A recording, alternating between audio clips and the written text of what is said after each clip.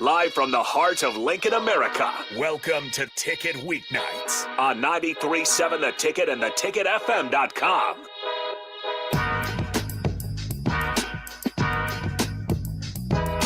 Welcome in, kids. Tom Stevens, Mike Melby. Another edition of Husker Rewind. Every Sunday, 5 to 7. Big show for you today. Tom Shadell will be joining us in hour number 2. Eric Strickland, hour number 1. Big weekend for Nebraska basketball. It was the 94 reunion weekend. They had Huskers from every decade, though, starting back in the 50s. And it was a lot of fun. Culminated with an Eric Piatkowski half-court shot. And, the camera. Yeah. There you go. Put the camera up. But Eric Piatkowski hit a half-court shot. I know. He's going to what, really Houston cool. or something? The first two were not good. I mean, one was nearly an air ball. The other nicked the rim, and then, of course, he banks it in Eric Piatkowski fashion. He needed to be under pressure. And he won some guy a trip to somewhere. I mean, it was a sponsorship brought to you by the Lincoln Airport, and they just thought, well, we have one of the best shooters of all time here. Let's give something away. Let's just give something away. And they've actually had a lot of them made this year. Yeah. From half court. You and I were at one of the games, and the dude made it on, I think he had 6 tries, and he made it on like his second or third. But it was cool to see Danny Nee. Got to shake his hand. He was telling stories. He was in perfect form, Danny Nee form. We were hoping to go to Barry's after the game, but they had done that the night before. They met at Barry's. There's that famous story that he would always go to Barry's after every game. And these fans would meet him at Barry's. There's, groups of fans that would meet him there, and they would talk to Danny. It was your chance to chat with Danny. And they thought they had him beat to Barry's one day. Chattel wrote a great article. That's one of the reasons. Fantastic. He wrote a couple, actually 3 articles, I think, this weekend about Danny Nee. They thought they had Danny Nee beat to the bar because they turned on the postgame show. There's Danny still talking. Yep. And so they arrive, and there's Danny standing at the bar. Great experience seeing him. He hugged my wife Heidi immediately when he saw her because she was the director of marketing back then, and so he knew all the faces, and it was great to see him again. He was awesome. So you said it was vintage Danny Nee. I gotta ask, how many of that word did he say? If it was vintage Danny Nee, you know what? He was a little more. Danny, the coach, was a million miles an hour, and he's still coaching. He's coaching in the high school ranks. Yeah, AAU.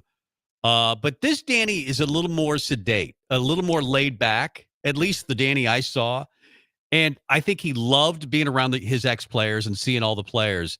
I think he was a little uncomfortable going out of center court and being honored. But I think he was really happy to be here. I mean, he kept talking about this place is incredible. This place is amazing. I thought Devaney was great. This place is incredible. They play here. Yeah. So he was really impressed with the digs and the crowd and the atmosphere.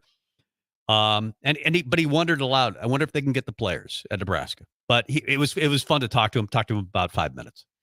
Yeah, the thing is, like, I always got the feeling he felt like he wasn't wanted.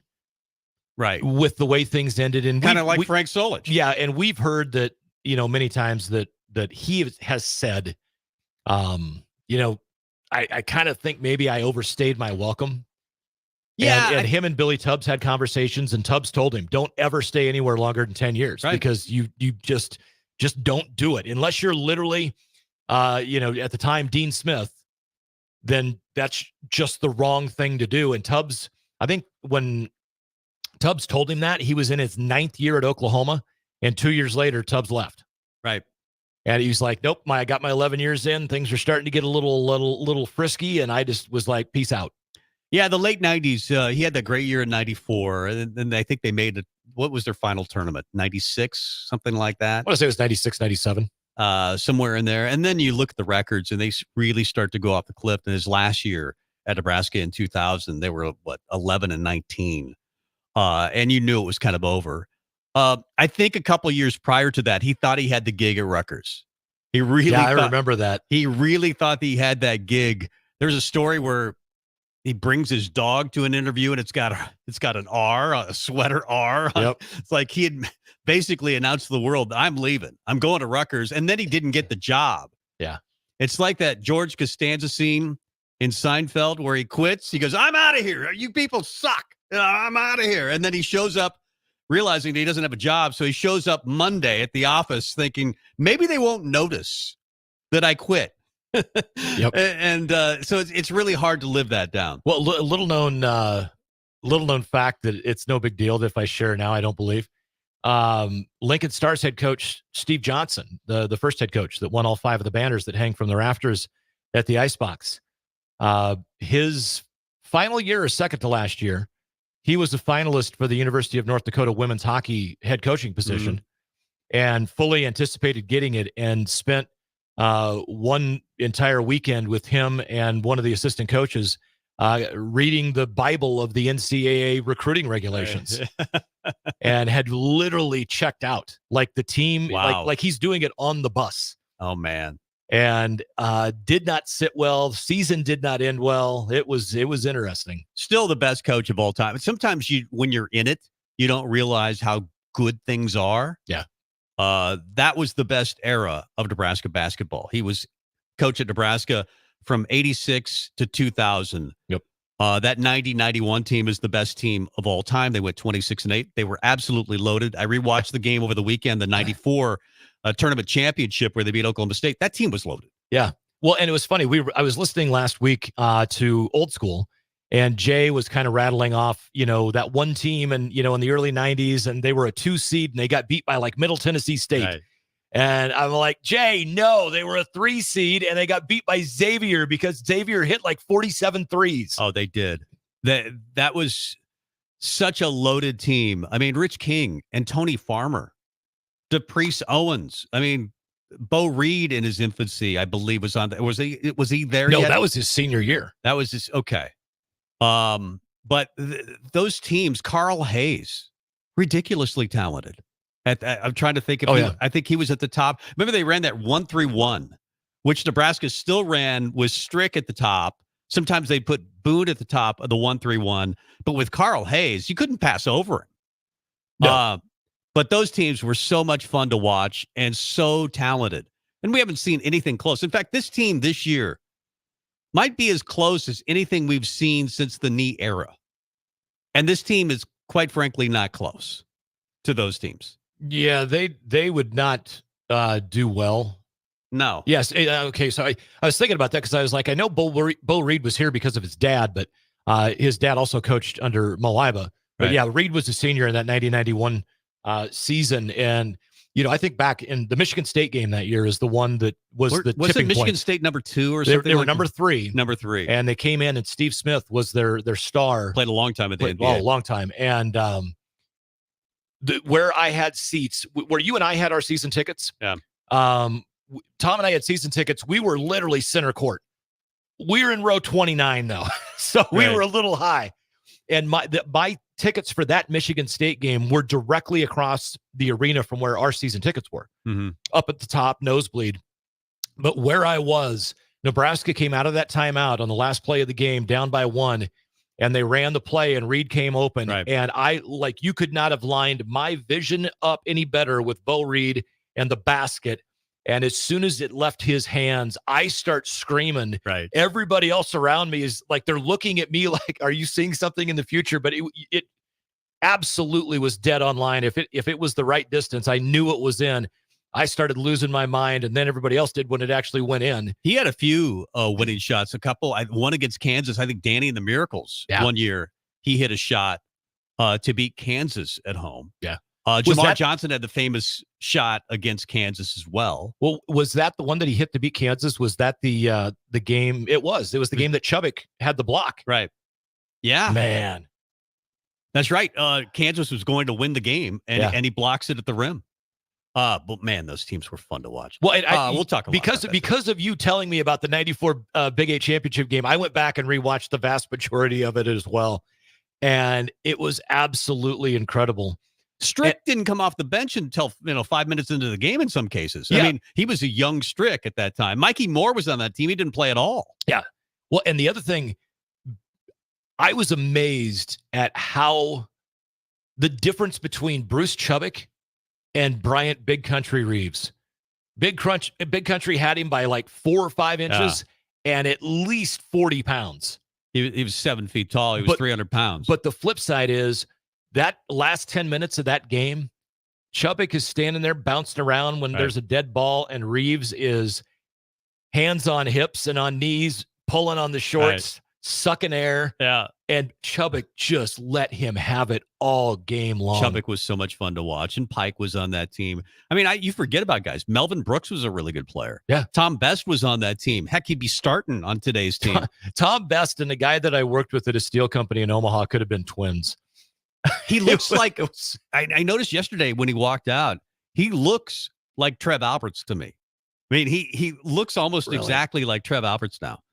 Anyway, we'll talk a lot about Danny Nee coming back to Lincoln for reunion weekend. He hadn't been here since 2009, so it was cool to see Danny. But we got to get to the opening kick.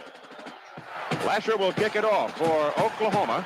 The Sooners are in white. We are in Lincoln, Nebraska, and we are ready to go. And ready to go on to the next round. The divisional championship is going to be the Detroit Lions. Baker Mayfield looks like he just threw a pick. They were down 8, 31-23. That's the best story of the playoffs, right? The Lions. 1:33 left in the game now. That's going to probably seal the deal. Not probably, it does seal the deal. Yeah, I think it is. I mean, just because of how putrid that franchise has been for so many decades. I thought it had a chance when the playoffs started to be Joe Flacco if Cleveland went anywhere. Yeah. Joe Flacco basically coming off his couch, out of retirement. I thought if they made a run, that was going to be the story. But Jared Goff and the Lions winning their first playoff game last week in 32 years or whatever it was. Yeah. And now 1 game away from going to the Super Bowl? Yep. Crazy. Yeah. Now, normally the opening kick, we're going to roll through Nebraska stuff, but with just seeing the pick on TV, I'm just going to go to the NFL stuff I got. Yesterday in the NFL playoffs, Baltimore rolled over Houston 34-10, and San Francisco comes back from being down 7 entering the fourth quarter to knock off Green Bay 24-21. Bucks Lions will conclude here momentarily. 31-23 should be the final there, with Detroit picking up the win, and then in just about, I think, 19 minutes, they're going to kick off in Buffalo, where the Bills host the Chiefs. By the way, I watched the introductions to that game. Levante David mentions his junior college. You know, they all say where they went to school. He said his junior college, where it was, somewhere in Kansas. I can't remember. It wasn't Hutchinson. It wasn't Coffeyville, wasn't it? It wasn't Coffeyville. That was Mike Rozier. Anyway, he mentioned his junior college. Some guys mention their high school. Yeah. And maybe he changes it up. Maybe he says Nebraska half the time. I just thought that's a little odd that he would mention his junior college. It is what it is. Yeah. Antonio Pierce has been named the Raiders head coach permanently. That happened on Friday. He led the team to a 5-4 record after Josh McDaniels was fired, I believe the day before Halloween or on Halloween Day. Has there been an aspiring head coach, golden boy assistant, that has been more of a failure and an embarrassment to different franchises, any more so than Josh McDaniels? No. I mean, he's a little punk. But you think of all the coaches that came from the Belichick tree. Arrogant. Did anyone succeed from the Belichick tree? Well, I mean, nobody like Belichick, certainly. Vrabel, but he was a player, not a coach. Right. And I mean, I think... then he was a coach, and he's done, and then he was fired. Well, which is going to me, I think the Patriots ought to hire him. Yeah. Well, it's too late. They already picked a guy. Did I miss it? They're linebacker, former linebacker. It's New England. I don't care. Yeah. They've already picked a guy.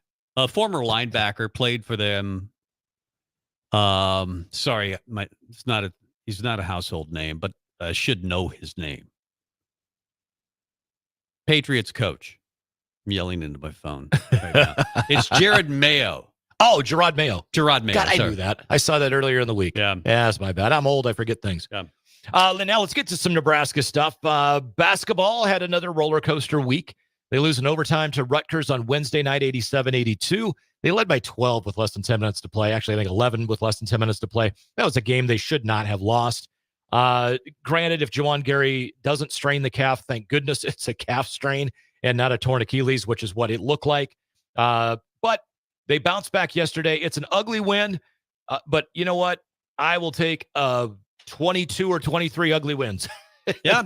I don't care. A win is a win. 75-69 over a damn good Northwestern squad. They're back to 500 in conference, 4-4 overall, 14-5. They host Ohio State Tuesday. Then they travel to College Park to take on Maryland next Saturday morning at 11. Consistency is going to need to be what this team develops more than anything. They need some toughness. And Fred Hoiberg in the postgame made the comment, nobody's dumping water on anybody. Nobody's screaming and yelling. There's nobody's dancing. Nobody dancing in the locker room. We did that with good reason. It was the number one team in the country. But you know what? It's time to just simply lunch pail every day. Just and you show know who up the lunch pail guy was definitely on Saturday. Joe. It was Josiah Alec. Yeah, you're right. He played the game of his life, and I love how he talks. I mean, you can feel toughness when he talks. Was it Sean Morris that was doing the interview on BTN afterwards? Yeah. Sean Morris asks him a question, and you could tell by the look on his face about 45 seconds into the answer, Morris is like, damn. Right. Because he's being so thoughtful and in-depth in his answer. He's going to be a coach if he wants to be. Yeah. I mean, he's really good. Yeah, unreal. Women's basketball team is sitting at 12-6, 5-3 in the conference. They were getting absolutely blown out going into the fourth quarter. They were down by 21 early in the fourth. Made a valiant comeback, got to within 5. They ultimately lose 82-73 today. Alexis Markowski, though, oh my gosh. 19 rebounds. Career high, 19 rebounds, 16 points. But you made a comment about Jazz Shelley a couple of weeks ago and even last week. She just seems a little out of sorts. But Nebraska women's basketball, still solid, 12-6. They're 5-3 in the league. But right now, they'll be in the tournament. I think the women's side, we talked about this last week with Andy Markowski, the father of Alexis Markowski, that the women's side is probably a little bit better than the men's this year as far as the strength of it. There'll probably be 7, 8, 9 teams from the women's side, maybe 5, 6, 7 from the men's side. Yeah. And I think Nebraska is going to be one of them. They're not the most athletic team that I've seen, but they are skilled. They do have Markowski. If Shelley breaks out of it a little bit, they should be in the tournament. They should be a tournament team. Yep. A couple of football notes. Nebraska adds a high school recruit to the 2024 class. 3-star edge rusher Jordan Ochoa, 6'4", 220 pounds, was committed to Wyoming, but ultimately flips and is now in the 2024 recruiting class for Nebraska. And then earlier this week, Matt Rule hired Glenn Thomas as co-offensive coordinator and quarterbacks coach. Marcus Satterfield will be co-OC and coach tight ends. I'm going to be really, really interested to see who calls plays, because if it's Satterfield, I predict not as good of a season next year for Nebraska. Yeah. I'm just being honest, man. Well, Dylan Raiola had some nice things to say about Glenn Thomas. Yeah. That they've already connected. They've already talked a lot about the offense. So I'm excited about that. He had, Matty Ice had one of his best years with Glenn Thomas as the offensive coordinator at Atlanta. Yeah, and the thing that I've read the most about Glenn Thomas is the fact that he's not a system guy. He doesn't have his system. He has the ability to adapt the playbook to the strengths of the team that he has. Mm-hmm. So, if you have a Dylan Raiola / Daniel Kalen as your starting quarterback, everybody's already penciled in Dylan Raiola. That's fine. And I get it. I'm just saying Daniel Kalen's still a pretty salty quarterback, man. He's good. And at some point, he's going to need to play. I would agree. I hope it's 4 games. I do too. His freshman year. You'd like to have, one play and one red shirt. Yeah. And, I think who's ready now, physically, it's Raiola. Yeah. I mean, the guy's 6'3", 230. Well, he's physically ready now. And the other thing, the 2025 recruiting class does not have a quarterback signee yet. Alex Mansky out of Iowa has kind of been he's going to be the guy. He's at A&M. Texas A&M now has come in with a nice big bag of NIL. Yep. And so, we'll see what happens. But we'll see. By the way, Raiola looked good. Looked good Friday night. He did. It was obvious the receiver ran the wrong route when he threw the pick.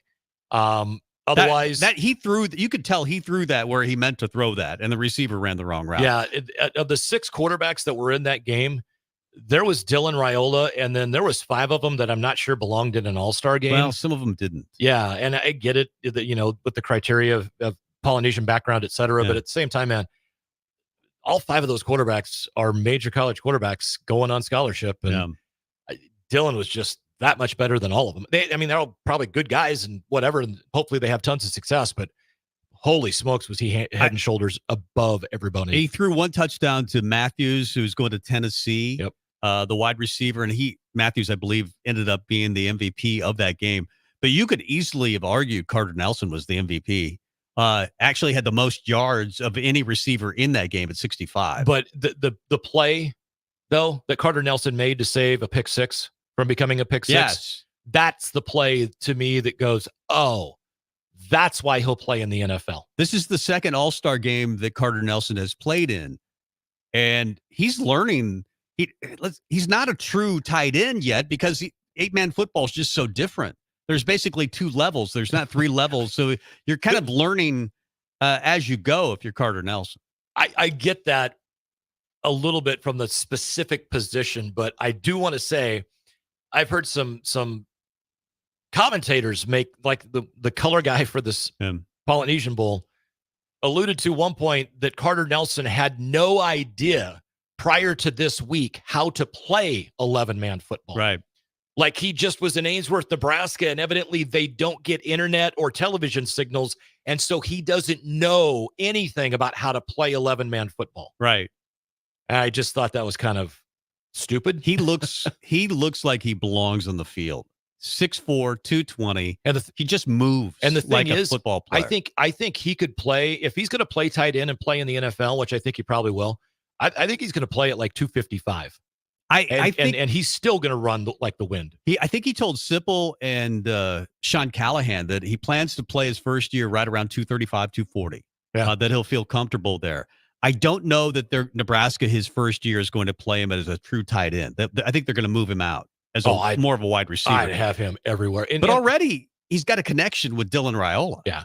I mean, those guys look like they feel comfortable. I mean, the second play or third play of the game, whatever it was, with a 33-yard pass. That touch pass. Like, that's not – because it was so effortless because he literally just flicks his wrist and the ball goes 35 yards. But that was such a tough pass to throw because he literally had a donut of about 3 to 4 yards to put that in to where it was catchable. Yeah. And that was it. Just because of the linebacker that was trailing. So if it's short, it's a pick. And if he overthrows him by more than like 3 or 4 yards, the safety was far enough up on the play that he would have picked it. Yeah. And there was another play where they ran an option route on the goal line. It was like an 11-yard play. Kind of a Scott Frost era type play. The RPO, but he then throws the screen. Yeah. I love that one. Yeah. I hope they include that in the Nebraska offense as well. So it was fun to watch. And Preston Tumala. I don't know how to pronounce it correctly, but he's big. Played guard for the other side in that game and was really moving people out. You could tell he's going to be good. He got beat for a sack by a guy that's like the number 2 defensive tackle in the country out of high school. But then the same guy, he also pancaked him a couple of times. Yeah. But yeah, I don't know. It's going to be an interesting first year for Raiola, second year for Matt Rule. All kinds of storylines are going to develop after spring ball based on what happens there. And let's not forget, we just added another scholarship recruit, high school kids. So, I mean, what are they at now? 98?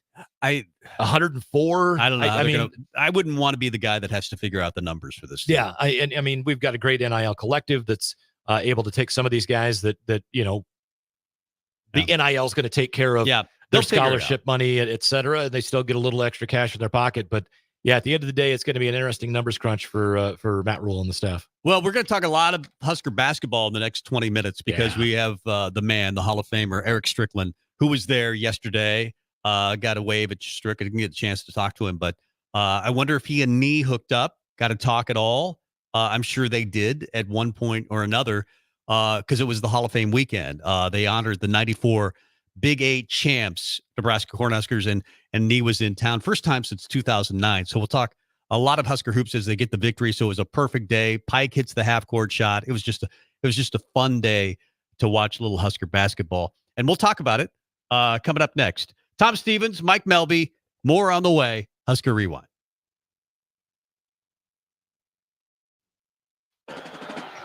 Lasher will kick it off for Oklahoma. The Sooners are in white. We are in Lincoln, Nebraska, and we are ready to go.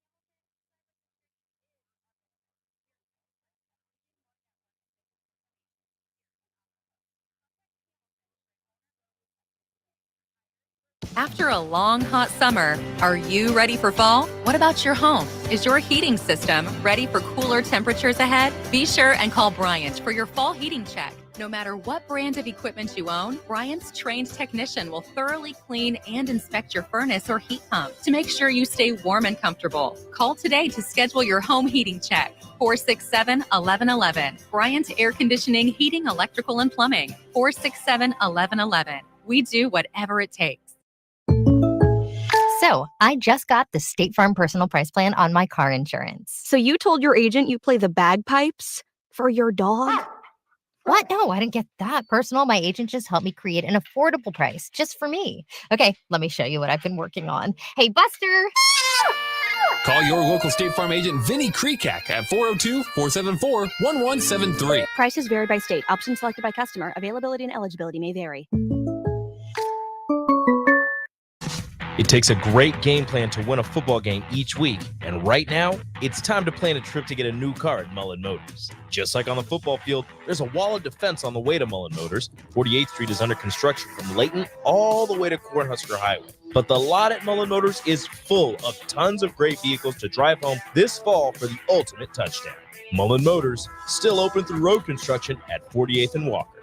No taglines, just quality vehicles. Mullen Motors. If you struggle with joint pain, there's good news.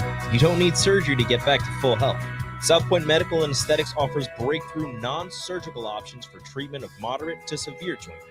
Our patients experience little to no downtime from our procedures, and the results are remarkable. They've had 14 years of successful treatments with patients from 35 states because of an effective word-of-mouth traffic. Learn more about how you can get lasting results for joint pain today at southpointmedical.com or call 402-323-8400.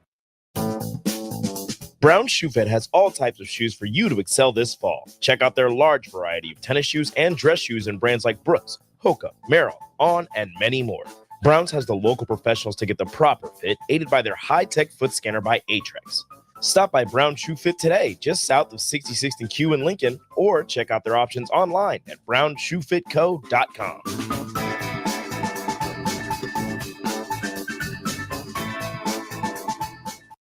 Allo is turning 20 this year, and we plan to celebrate all year long. Since 2003, Allo has vowed to put customers first and deliver a drastically different experience. No matter where you live, work, or play, we believe you deserve an affordable, secure, and reliable connection. We're proud to have served our businesses and residents with seriously fast fiber optic service for 2 decades. Thank you for trusting Allo as your local internet, phone, and TV provider. Follow us on social media to know about the 20th anniversary celebrations in all our Allo communities.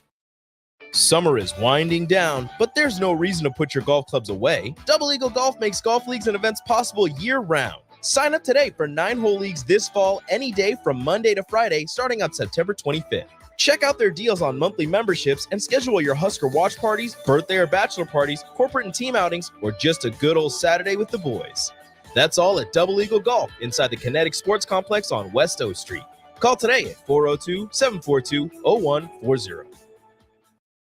Rashawn Jackson here for Bauer Infrastructure, a veteran-owned local company proudly serving Lincoln, Lancaster County, and the surrounding areas. Bauer provides quality work at an affordable price, and they're growing rapidly. If you want to experience a career with a fast-paced, family-friendly environment, visit BauerInfrastructure.com. They have top-of-the-line benefits, year-round work, even through the winter. Bauer, usher in the new era of infrastructure to an area near you. And as always, go Big Red!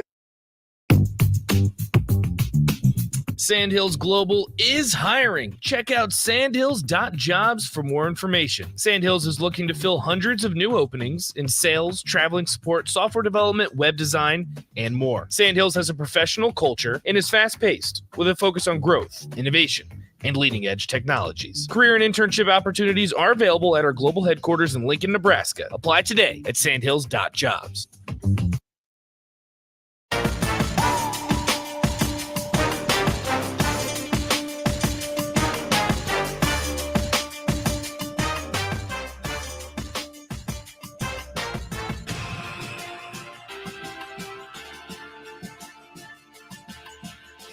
Welcome back to Husker Rewind here on 93.7 The Ticket, theticketfm.com. My name is Mike Melby. That is Tom Stevens. Hey, how are you? Joining us on the Allo VIP line, brought to you by Allo Fiber, where they understand the importance of exceptional service with local heart, is the one, the only, the Hall of Famer, the co-host of On the Block, Mr. Eric Strickland. Strick, how are you?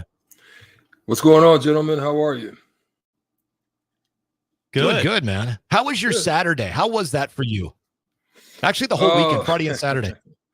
Yeah, I mean, it was a lot. It was good to get a chance to get over and see a lot of the guys that I hadn't seen in a while, from Tony Farmer, and then some of the old guys. Obviously, Maxie is always around, and to definitely see Pike and Tom Best and those guys and doing well. Pike is doing well. Obviously, he had went through a little mini ordeal, and a lot of guys that came from out of town, as far as DC and California and so forth and so on. It was good to see them at the practice and at the dinner, but ultimately to just reconnect and celebrate Coach Nee and watch him as he came back for the first time in a while. And it was good to see him and little Kevin Nee. A lot of stories with Kevin, because Kevin was a little tyke when he was around. And so to see him all grown up and living his best life. So, upwards of almost 30 years that this is, it's crazy how fast it goes, but it was beautiful.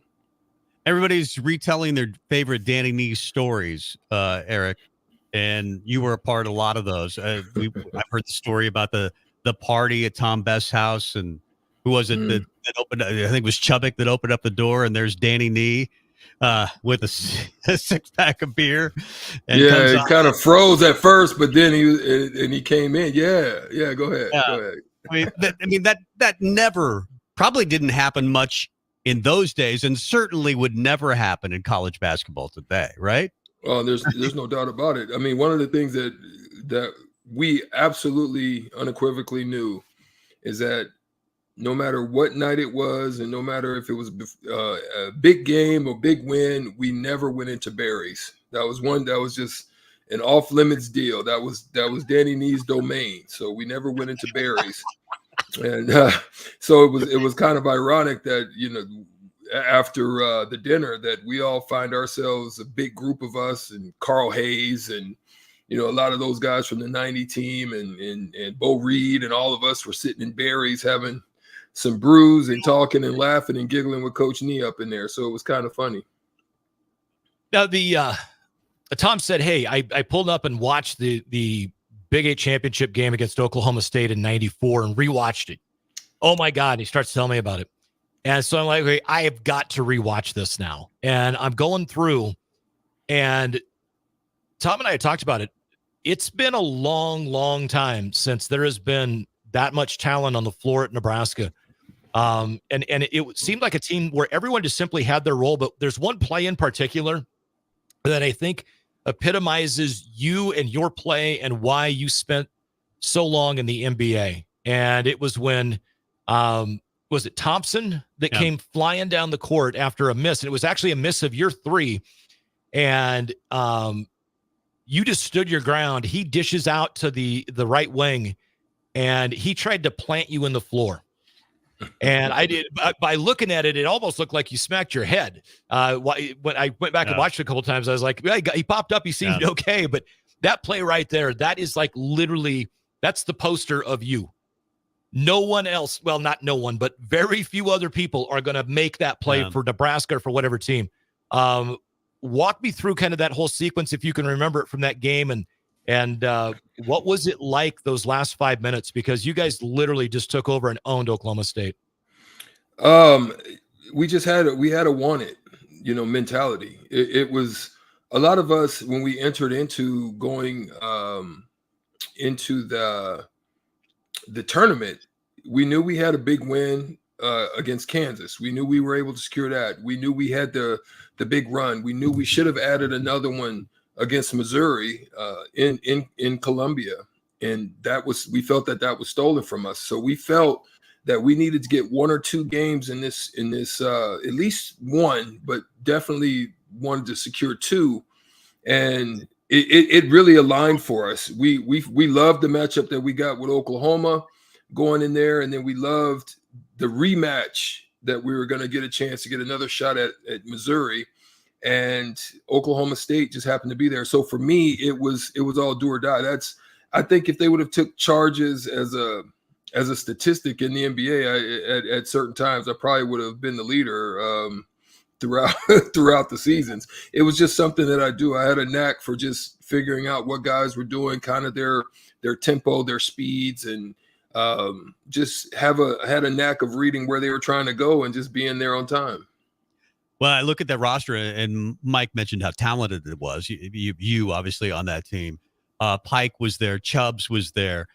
You had Jerron Boone, who we often talk as maybe one of the more talented players in the Big Eight, and probably didn't succeed at the next level like he could have. But Jamar Johnson was an amazing player. I mean, Mikey Moore didn't even play as a freshman on that team. Those teams were absolutely loaded. And I talked to Danny briefly when I got a picture with him and Kent Pavelka. We talked about the number of great players that he recruited, including that team. Do you think Nebraska can get back to that? I mean, because it's been a long, long time since we've seen that kind of talent. Maybe this year's team is as close as we've seen, and it wasn't close to that team.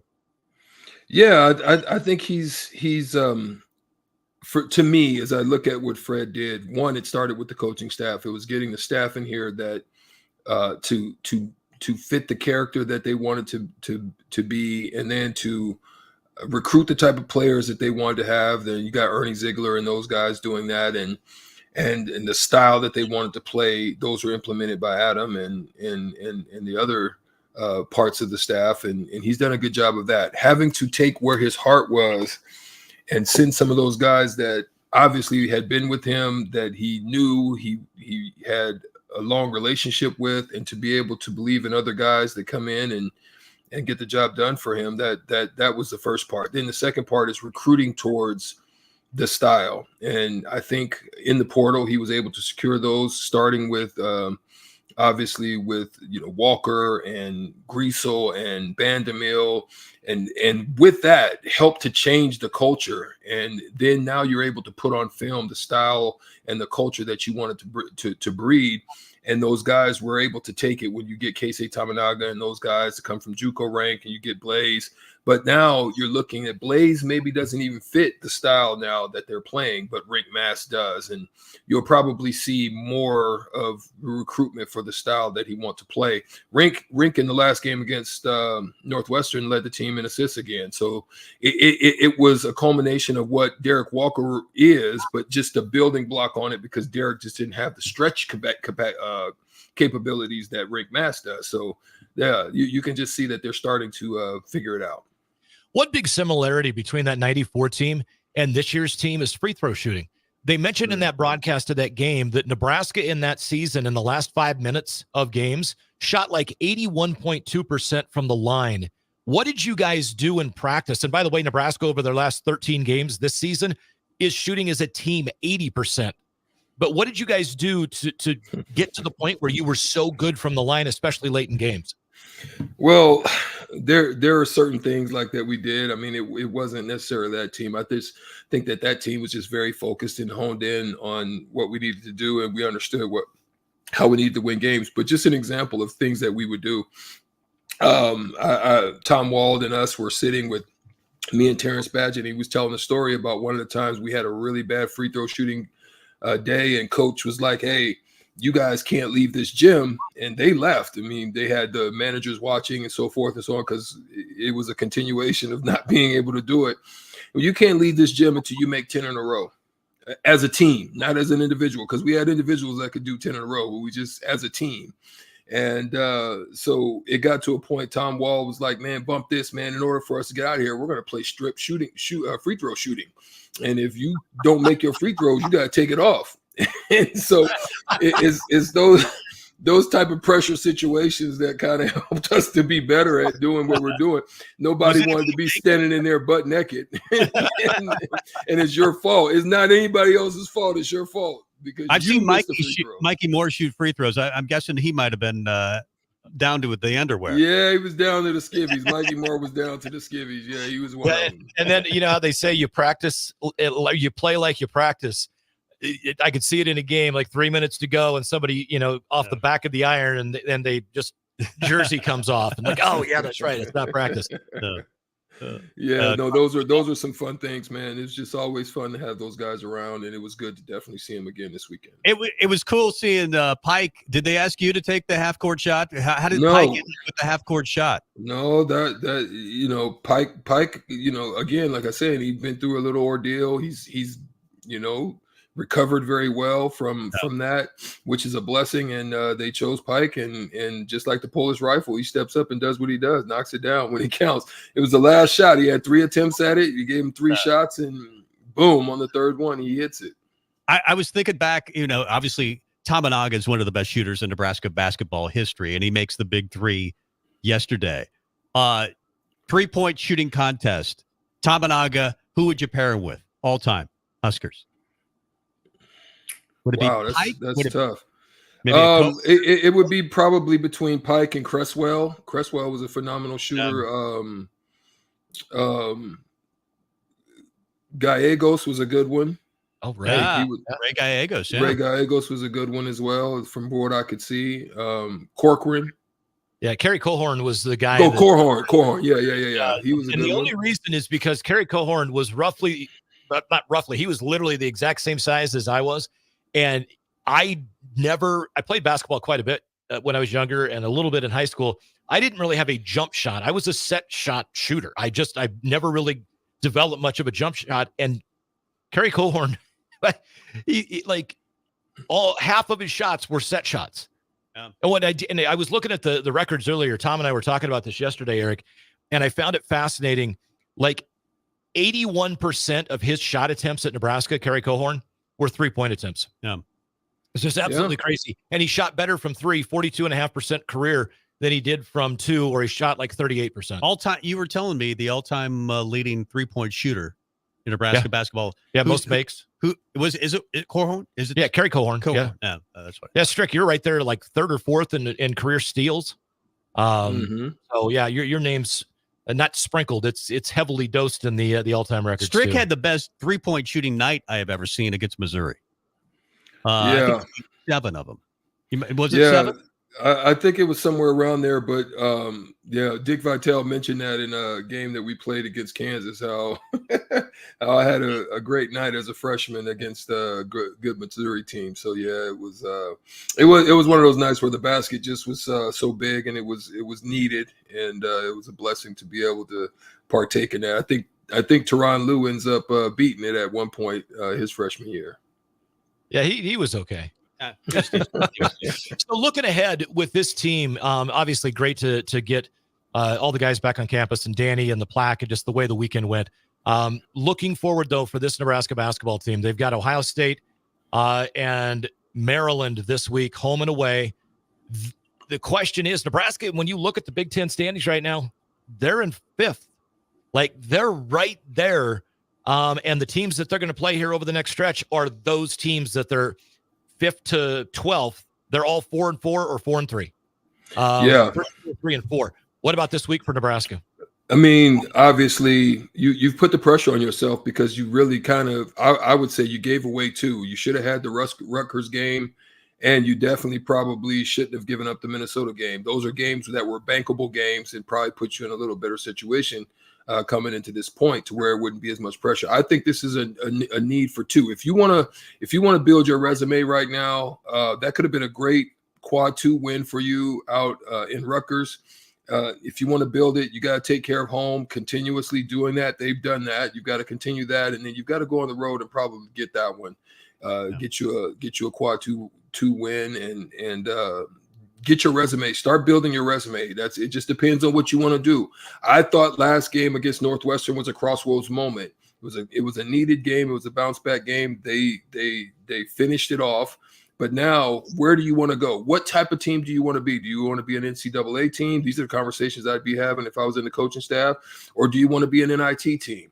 At this point, it's up to you, and it's going to depend on how you play. Now, they did make some boneheaded plays and some IQ stuff that blows my mind, but nonetheless, they were able to get it done. Big shots by Tamanaga, and those guys were able to finish it off. The turnovers are and they were boneheaded turnovers. They weren't like Northwestern was just hawking them or anything like that. They've got to clean that up. And 18 turnovers. And they did all of that without Jawan Gary, who's really there. You point to a couple of things that Nebraska needs. It's toughness, it's rebounding. It's a point guard. They don't really have a true point guard. But I think they dodged a bullet not losing Jawan Gary for the year, Strick. Yeah, I mean, that was no big. doubt. I agree. I could just to say, Eric, I think we could probably talk to you for another 45 minutes or so, but we'll let you go. We appreciate the time that you gave us on a Sunday afternoon. A fantastic week of shows on the way. I know on the block with you and Austin. Always a fantastic show, and I catch it every opportunity I get, man. Thanks, Mel B. Thanks, Stevens. I appreciate you guys. All right, man. Take Appreciate care. it. There he is, the Hall of Famer, Eric Strickland, the Allo VIP line there, right from home. Yeah, or the Starter Heyman stream, or I'm not sure what we technically should have called. All I know is that it's always an honor to be able to talk to him and pick his mind a little bit about basketball. Yep, that was fun. Eric Strickland, the Hall of Famer, Danny Nee weekend, and I know he had probably other stories that he couldn't share on the air. You and I have stories that we can't share on the air about Danny Nee. So he's the best. It was so good seeing him. Let's get to break. Come back with more. Mike Melby, Tom Stevens. It is Husker Rewind. New flooring is different today. Getting your questions answered, making the right selection, getting the best value, and installed quickly and professionally. Visit ostreetcarpet.com or shop our store. We'll answer all your questions and help you make the right choice. You'll be enjoying your new floor in just days for less than you'd pay elsewhere. Carpet, vinyl, wood, laminate, tile, and area rugs. We've got it all. O Street Carpet. 1732 O Street. Family owned and operated. Always the best value. Get all of your favorite restaurants delivered with VenueDelivered.com. One place for ordering delicious appetizers, refreshing salads, hot entrees, fresh sandwiches, and more. From Venue Restaurant and Lounge, Piedmont Bistro, and all Lincoln Good Sense Subs locations. Download our phone app to earn rewards on all of your carryout and delivery orders. Available on Apple and Android, just search for the Pillar Restaurants app. That's the Pillar Restaurants app. Download today. Warning, this ad will use the F word often, so listen at your own risk. Family fun, fun with friends, freedom from fuel, free Yeti cooler, free driveway delivery. Hey, this is Carl from Nebraska Golf Carts and Price Right Auto, and we have the all-electric Bentelli Fun Carts, and they are a blast. Plenty of fun colors, and these street-legal carts come in both 4 and 6 passenger. Tell us you heard us on the ticket and get a free Yeti cooler with your purchase. Hurry, supply is limited. Check them out at 1235 West O in Lincoln or NebraskaGolfCarts.com. You don't think about your roof very often, but you should never take it for granted. Roofing Service Company takes every measure to provide you with the highest quality roofing solution. Whether it's a new roof installation, roof repair, or a re-roofing project, their overall goal is to provide you with a pleasant experience and a long-lasting roof. If you have a need for siding or gutters, they're your place too. Visit roofingservicecompany.com for more info today.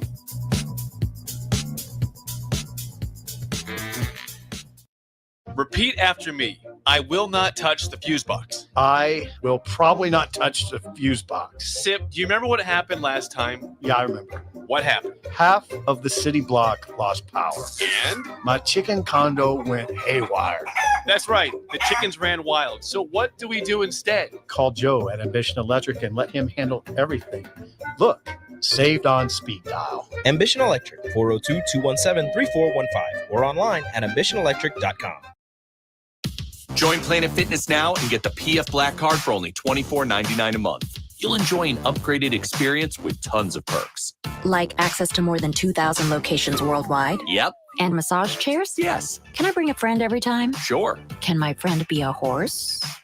Nay. Sorry. Get the PF Black Card and feel fit-tacular. Only $24.99 a month. Our most popular membership, the PF Black Card, is your ticket to getting all the perks. Join today. See Club for details. It's football season in Nebraska, and that means coaches are busy making game plans. I'm Eric Hagan with Liberty Law Group. Teams make game plans because no two opponents are the same. At Liberty Law, we understand no two cases are the same. Whether facing a DUI, criminal charge, or you were injured and it wasn't your fault, we tailor our legal game plan to meet your unique needs. Liberty Law's relentless trial attorneys serve all of Nebraska. To learn more, visit libertylawnebraska.com. That's libertylawnebraska.com. Back to the Ticket weeknights on 93.7 The Ticket and theticketfm.com.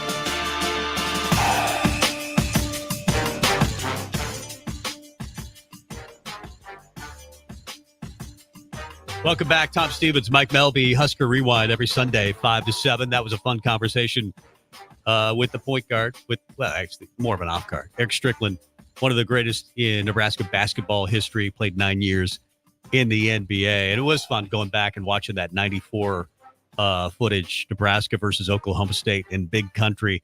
And Nebraska wins that, their first and only tournament championship in Nebraska basketball history.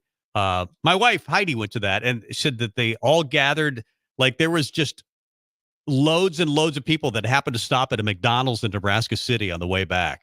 And there's still video from that or pictures from that. And what a celebration it was. Nebraska, probably the best team that we've seen, not since 94, but one of the best teams that we've seen. Let's not forget, since the knee era. They've only made one NCAA tournament game. And that was simply because they got hot. They got red hot in 2014. And, of course, No Sit Sunday happened. They beat Wisconsin. They get into the tournament. Yeah. This is probably a better team than that team. Oh, James Palmer is – James Palmer was probably the single least efficient Nebraska star player I think I've ever seen.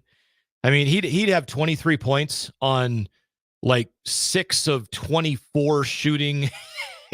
But this was Petaway Shields. That was the Petaway Shields I thought team. Palmer was on that team, too. I thought Palmer came after that team. Did he? I thought this was Petaway and Petaway. Shields. I don't think Palmer Copeland came later, right? Maybe I'm thinking of the wrong team. I think that was the team that won 20 games and didn't make the tournament. Yeah, you're right. Sorry. That was the team that. That's right. That was Walt Pitchford. That was the year he was good, and then the next year he was not good, and there's a reason why he was not good. Because he wasn't on the team. Remember, he had that great year. Nebraska makes the tournament. It was a big pick and roll year for Pitchford. I almost forgot about Pitchford because you think of Shields and Petaway, but Pitchford was also on that team. And then 2015, he didn't come back. He didn't come back on that team. I think he just quit basketball. No, he did. He played his second year, and he was awful. And then he quit basketball. Okay, but there was a reason why he was awful that we're not going to discuss.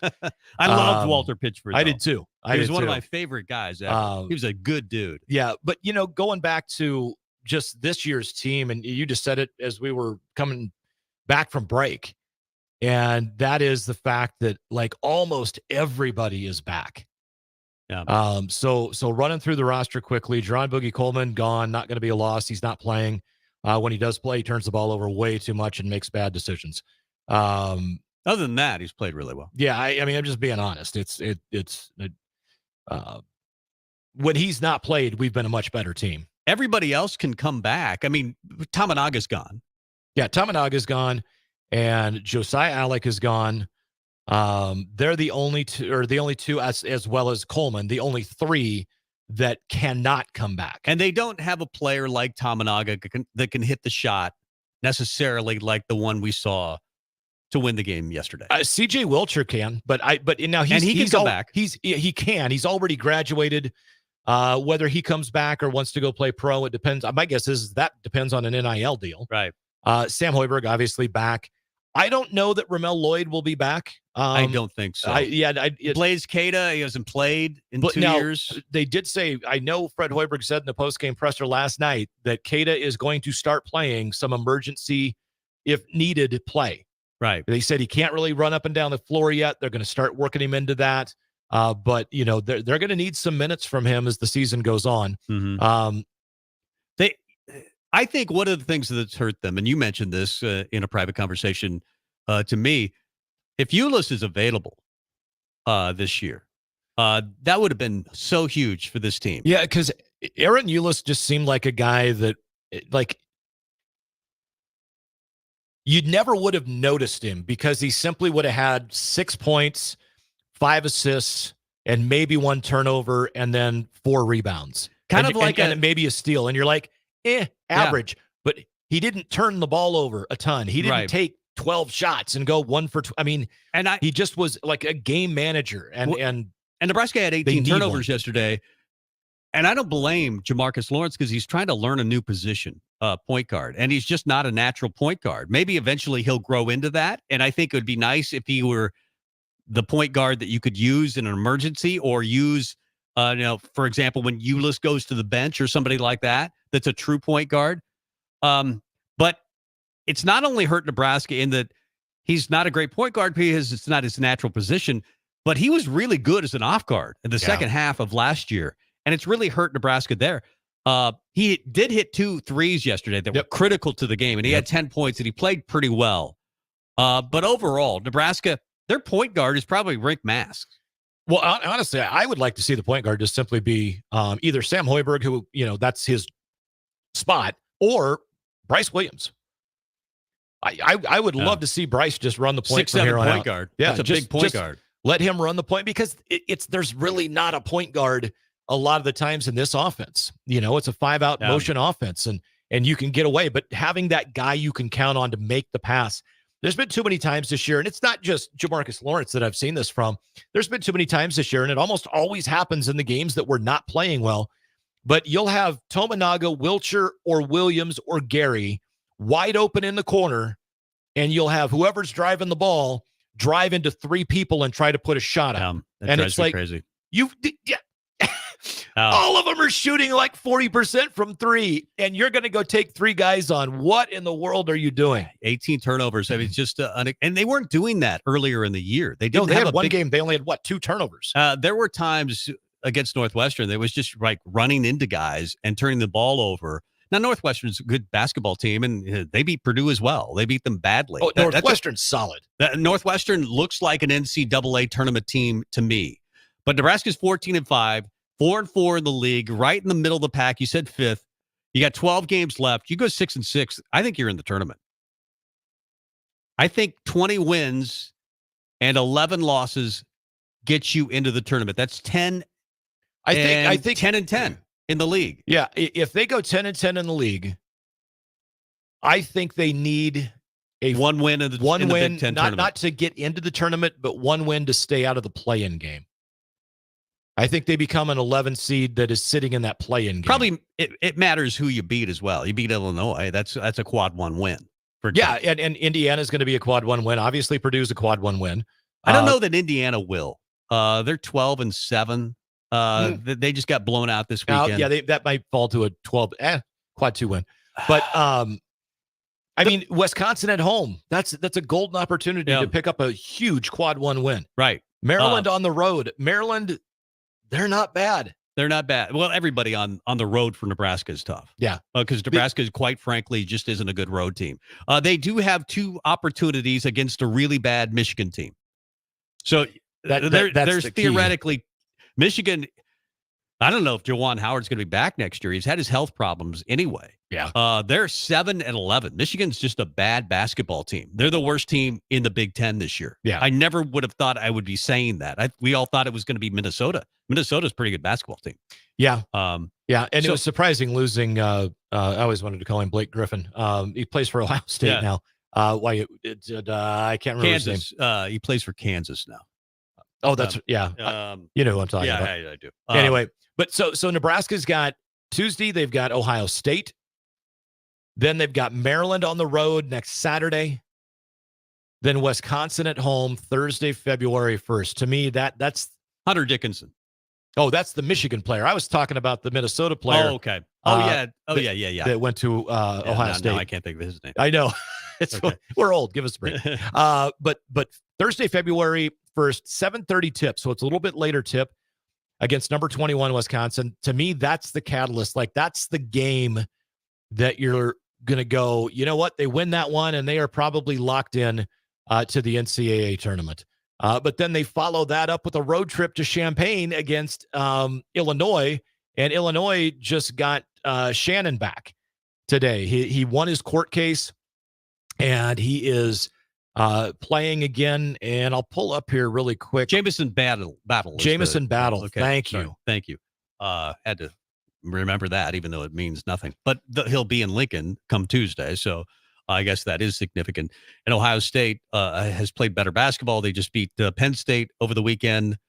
Not that that's a great victory, but Penn State had beaten Wisconsin. Wisconsin got their first loss to Penn State earlier this week. So, again, any game on the road is tough for Nebraska. But, you'd like to think that at home, at the Devaney Center, that's a must-win. I mean, we're talking about must-wins because of the losses to teams like Rutgers and Minnesota. This could be a team that's easily, 16-2 right now. Yeah, or 16-3 for sure. Yeah. With those two wins, and 6-2 in the league.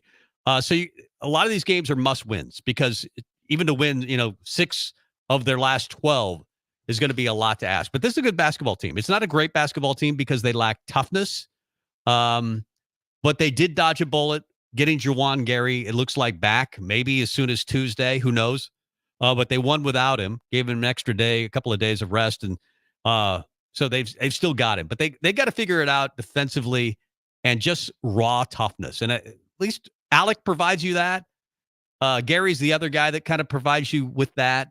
Sometimes Rick Mask gives you that, but there's not a lot of tough guys on this team. Just sheer, Eric Strickland type toughness. There's just not a lot of that. I'm going to throw Sam Hoiberg out there as a guy that's pretty damn tough. He's tough. But I don't necessarily agree with you on any of that. I think we've got a pretty damn tough team. We just have not played like that the last 5 games. I'll give you that. And toughness to me is not just tough physically; it's mentally tough. Well, when you the last 5 minutes of a game, you're up 12 in the second half. That's a game you should win. Yeah, no, that part I get, and they were out toughed against Rutgers. They flat out were. But you and I talked earlier in the season how they look like a Steve Peichel coached Rutgers team because they're tough. They out-toughed Kansas State. They out-toughed Oregon State. They out-toughed a lot of people. And, they took them to the woodshed. And they were just far more physical. I mean, let's face it. They were tougher than Purdue. They're not consistently Rick Mask was tougher than Zach. Yeah. They're not Zach consistently tough. So it's just, and this is coming from Hoiberg. This is coming from Fred Hoiberg, who said, you got to be this right after the Minnesota game. He said, you got to be sick at some point of getting punked. Yeah. And he talked about toughness. So this is coming from, not from me, from the head coach himself. Oh, I know. And Josiah Alec has talked about it. Yeah. We need to be tougher. Yeah. You win with defense. And that's the reason we won that game against Northwestern. We made stops at the end. Offense comes and goes, but if you're tough, and you get stops, then you rebound, and they did win the rebounding thing. So. Yeah. Well, they've got 12 games left, 6 at home, 6 on the road. The toughest home game that they face is going to be against number 21 Wisconsin, February 1st. For the sake of argument, they go 5-1. That means they got to go 1-5 on the road. They got to figure something out on the road. If they go 1-5 on the road, I'm worried come NCAA tournament time. I think they need to win a couple, 2 or 3 of the road contests. And yeah, if they do, that means they're at 21, 22, 23 wins. I think they could get there. My season prediction early on was 18-13, worst case. And I thought they had the potential to be playing for a 2-day bye in the Big Ten tournament. That was their ceiling, which means they would be 4th. They're currently 5th, half a game behind Northwestern, who they just beat. So I want to go through the significant games in the Big Ten. Do that on the other side? On the other side, and rank the teams, and then talk about the Polynesian Bowl, because I thought it was fun to watch. Absolutely. Nebraska had 3 players in that game. I thought they all performed well. We'll talk about it. It is Husker Rewind. He's Mike Melby. I'm Tom Stevens. More after this. Flooring is different today. Getting your questions answered, making the right selection, getting the best value, and installed quickly and professionally. Visit OakStreetCarpet.com or shop our store. We'll answer all your questions and help you make the right choice. You'll be enjoying your new floor in just days for less than you'd pay elsewhere. Carpet, vinyl, wood, laminate, tile, and area rugs. We've got it all. Oak Street Carpet. 1732 O Street. Family owned and operated. Always the best value. Get all of your favorite restaurants delivered with VenueDelivered.com. One place for ordering delicious appetizers, refreshing salads, hot entrees, fresh sandwiches, and more. From Venue Restaurant and Lounge, Piedmont Bistro, and all Lincoln Good Sense Subs locations. Download our phone app to earn rewards on all of your carryout and delivery orders. Available on Apple and Android, just search for the Pillar Restaurants app. That's the Pillar Restaurants app. Download today. Warning, this ad will use the F word often, so listen at your own risk. Family fun, fun with friends, freedom from fuel, free Yeti cooler, free driveway delivery. Hey, this is Carl from Nebraska Golf Carts and Priced Right Auto, and we have the all-electric Bentelli Fun Carts, and they are a blast. Plenty of fun colors, and these street legal cars come in both 4 and 6 passenger. Tell us you heard us on the ticket and get a free Yeti cooler with your purchase. Hurry, supply is limited. Check them out at 1235 West O in Lincoln or NebraskaGolfCarts.com. You don't think about your roof very often, but you should never take it for granted. Roofing Service Company takes every measure to provide you with the highest quality roofing solution. Whether it's a new roof installation, roof repair, or a re-roofing project, their overall goal is to provide you with a pleasant experience and a long-lasting roof. If you have a need for siding or gutters, they're your place too. Visit roofingservicecompany.com for more info today.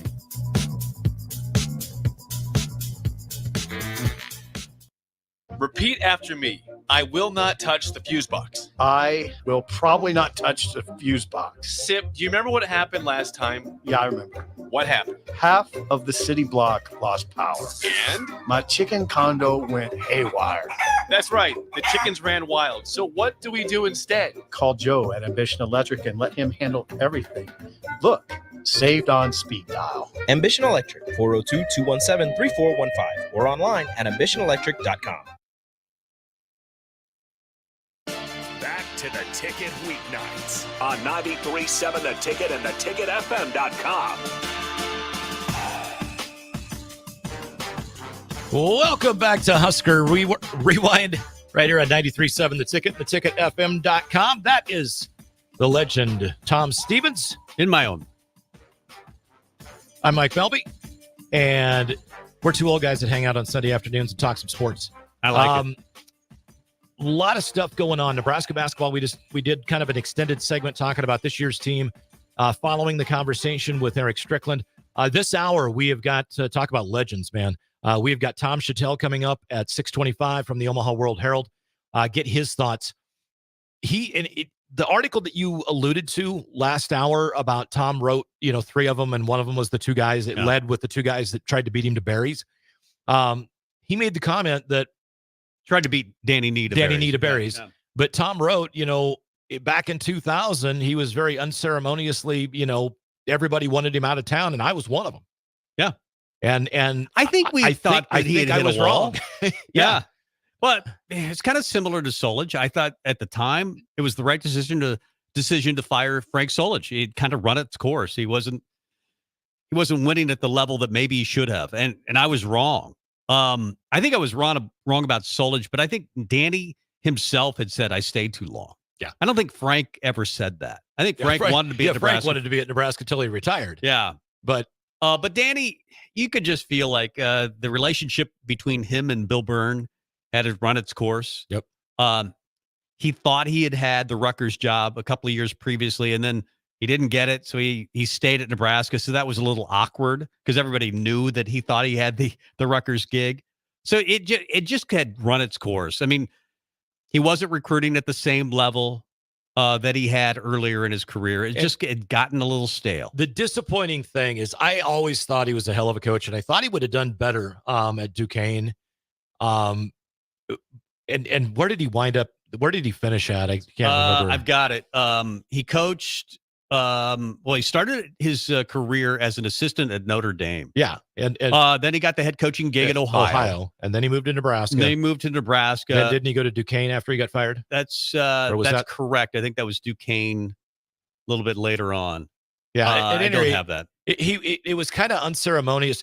Him not getting that Rutgers job, to me, hurt both him and Nebraska, because he was at a spot where he was going out looking for a job to get away from Nebraska, because maybe he felt he'd stayed too long at that point and it was time to move on. And if Rutgers hires him, I think they're successful, and I think he's successful there because of his ties in that area. I mean, actually went to Robert Morris first. Then Duquesne. Right. Yes. Then he became a Rutgers assistant. Coach. Yeah. But yeah. Robert Morris is the school I forgot about. Robert Morris. So, but if he gets that Rutgers job, and then Nebraska is 2 years away from the debacle that became Barry Collier, even though he's one of the nicest human beings on the planet. Yeah. The Big 12 was a little bit out of his league as far as coaching goes. He was perfect for Butler. Yeah, and he just wasn't great for Nebraska. But who would Nebraska have gotten 2 years prior if Nee leaves for Rutgers? You know, that's where if you get the fresh blood and you don't have 2 years of kind of some think it might have been Jeff Smith. Well, and I don't know if he would have been ready for that gig, but some people thought that Jeff Smith was ready for that gig. I wouldn't have argued. I thought he was a hell of a coach. Yep. He was a good coach. So, but yeah, that one decision by the AD at Rutgers to not ultimately hire Danny. And you know what? The scuttlebutt that I heard was part of it was because Danny was kind of, a little open about the fact that he probably was going to get the job. Yep. He definitely was open about it. Let's get to the Big Ten Blitz. The Big Ten Blitz.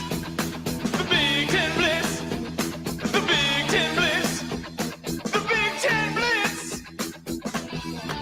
Big games over the weekend. You had Ohio State beating Penn State 79-67 yesterday. Evan McCaffrey and Rodney Gale Jr. each had 16 points in that game.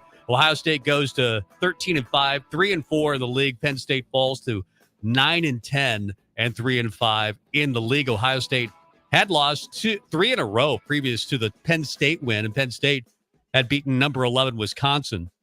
Ohio State, of course, travels to Nebraska on Tuesday. Penn State will host Minnesota on Saturday. From earlier today, Illinois, number 14 in the country, 86-63 win at home over Rutgers, and it was the return of the charged with rape, Terrence Shannon Jr., their best player, averaging 21 points a game.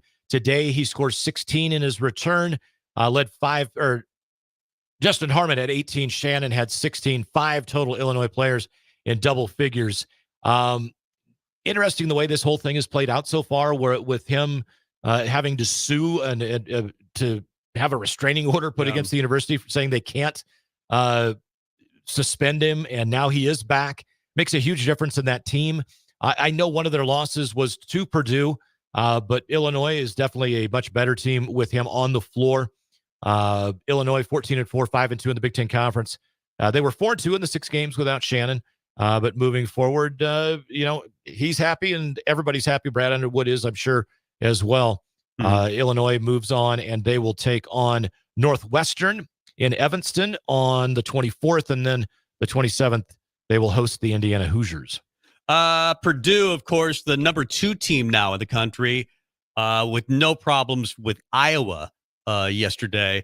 They beat them 84-70. Another big day for Zach Edey. He has 30 points, 18 rebounds. His 11th double-double of the year. He was 10 of 15 from the field. Purdue has won 10 of their last 11 games. Their only loss in that stretch, Nebraska, of course. Lance Jones also had a good day, 17 points. Fletcher Lawyer with 12 points. Purdue out-rebounded Iowa 50-24 and 19 offensive boards. They were actually trailing early in that game, 18-14. They went on a 19-2 run and just took over. They host Michigan on Tuesday, and Iowa will host Maryland on Wednesday. Earlier today, Michigan State knocking off Maryland. That's an interesting one. Michigan State, they're stumbling and they're fumbling and they're bumbling, and then they win 4 or 5 in a row. Yeah. They go into Maryland and get the win on the road, 61-59. Tyson Walker scores 15. A.J. Hoggard hit big shots down the stretch, and Michigan State rallies. Walker hit 2 3-pointers and added 5 assists and 5 steals for Sparty. Sparty tied with Nebraska, 4-4 in the league.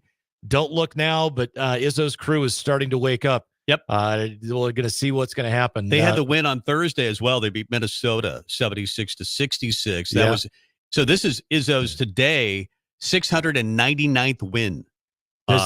He's pretty good. Yeah. Does he might get be in the 700 against the number 11 team in the country? Tyson Walker in that game against Minnesota had 12 of his 21 in the final 4 minutes to close that thing out. Of course, they win again today, so they are getting hot. And you know that Michigan State, even though they're only 12-7, they'll find a way to make the NCAA tournament. They just will. Yeah. Well, and they'll earn it too. Yeah. So they absolutely will play their best basketball, and that's what I've really wanted for Nebraska basketball. Just play your best basketball at the end of the year, like every year, like Michigan State does. Yeah.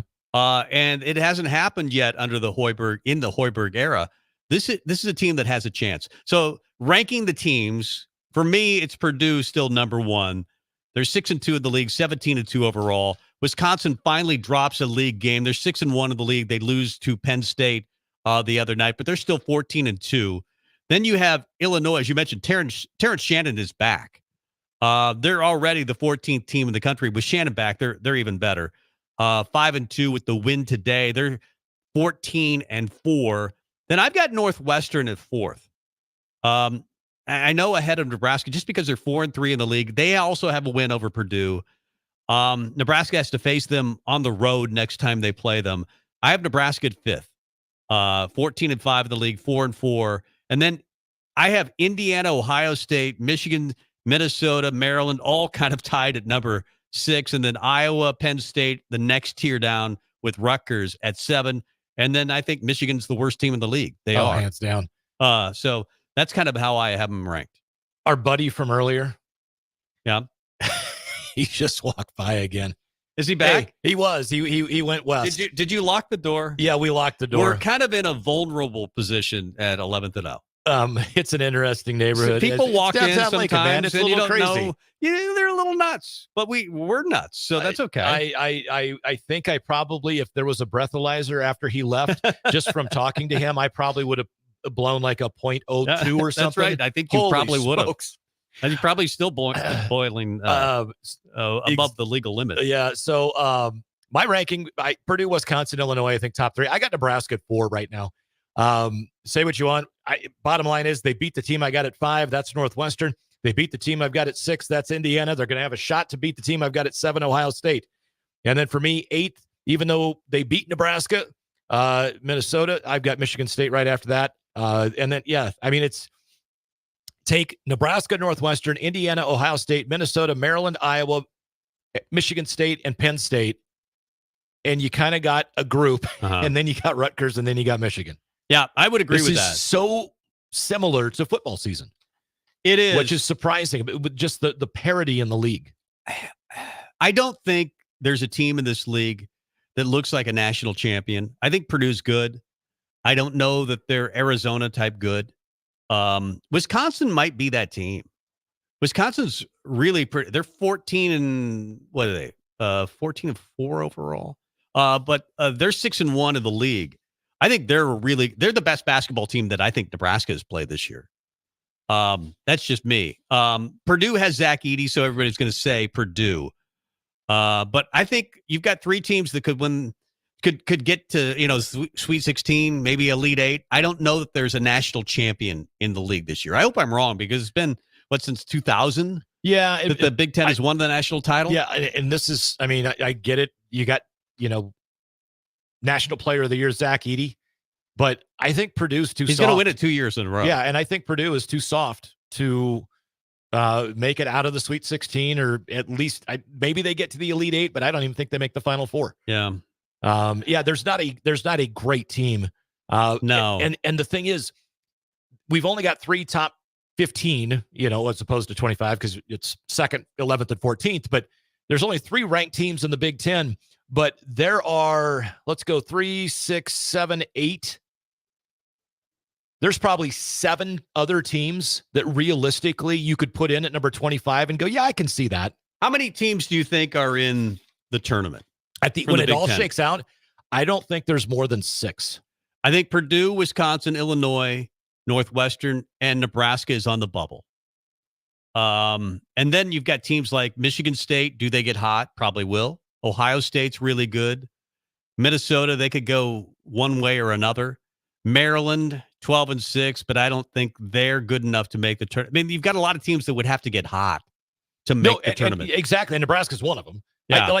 I still think Nebraska is, I think Joe Lenardi has Nebraska right now as one of the last 4 prior to the last 4 that get in. Yeah. So they avoid the play-in game. Yeah. But and yesterday didn't hurt. Because at the end of the day, that's the other thing. Granted, what goes into all the ratings and the rankings and all the metrics that they use is point differentials, et cetera. But the selection committee is not going to go look at the box score from Nebraska Northwestern and say, wow, 18 turnovers. They just got lucky because they were shooting well. And that's the only reason they won. They just go, no, they won. Period. End of story. And they won by 7. Their wins over good teams haven't been flukes. The Kansas State win was not a fluke. No. The Purdue win was not a fluke. No. Beating Michigan State was not a fluke, and that's a good basketball team despite the record. Northwestern yesterday was not a fluke. Yeah. It hasn't been fluky for Nebraska. What's been kind of a fluke is some of their losses. Yeah. The Rutgers loss was kind of a fluke. Yeah. The Minnesota loss was kind of a fluke. It's more their losses than their wins. I mean, they're better than actually they've shown sometimes, and it's their road woes that you worry about. And that's why I point to toughness. I mean, tough teams win on the road.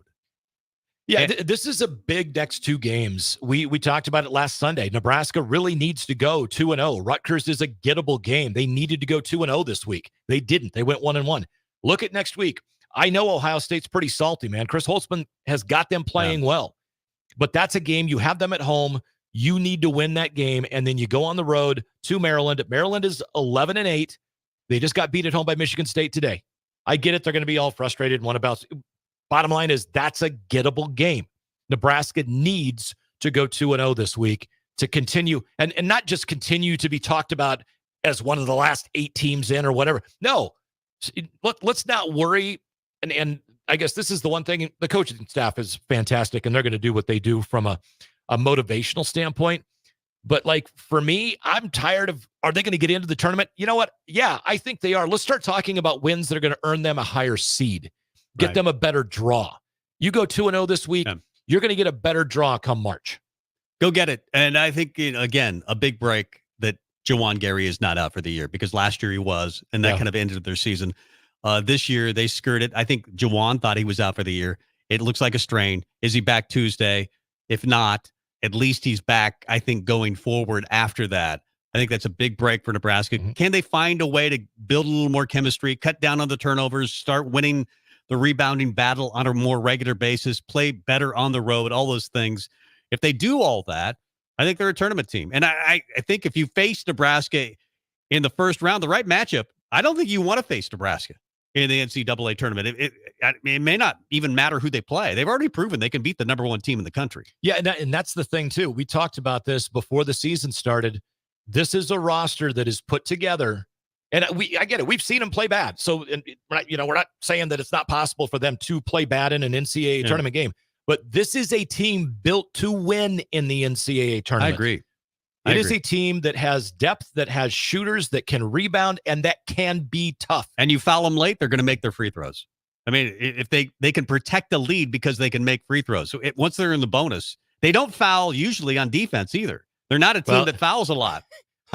I can't remember the official's name, but anytime he refs Nebraska, every game he's ref Nebraska is the most fouls we've had in games, is the ones that he officiates, because evidently we did something to his cat or something. I don't know what's going on. To his cat. I don't think Tamanaga gets enough calls. I really don't think he gets enough calls for a guy that was preseason all-league. I really don't. This is late. Are we in the third or second quarter? Chiefs are down right now. 10-3. Yes. In the second quarter, 12 minutes and 39 seconds left to go. Bills lead 10-3. I'm not a Chiefs fan either. After their whining and crying this year, because evidently they should be officiated differently, and some rules don't apply to them. I don't think Taylor Swift has been good for that franchise this year. I think it's more what's going on in the locker room than what's going on.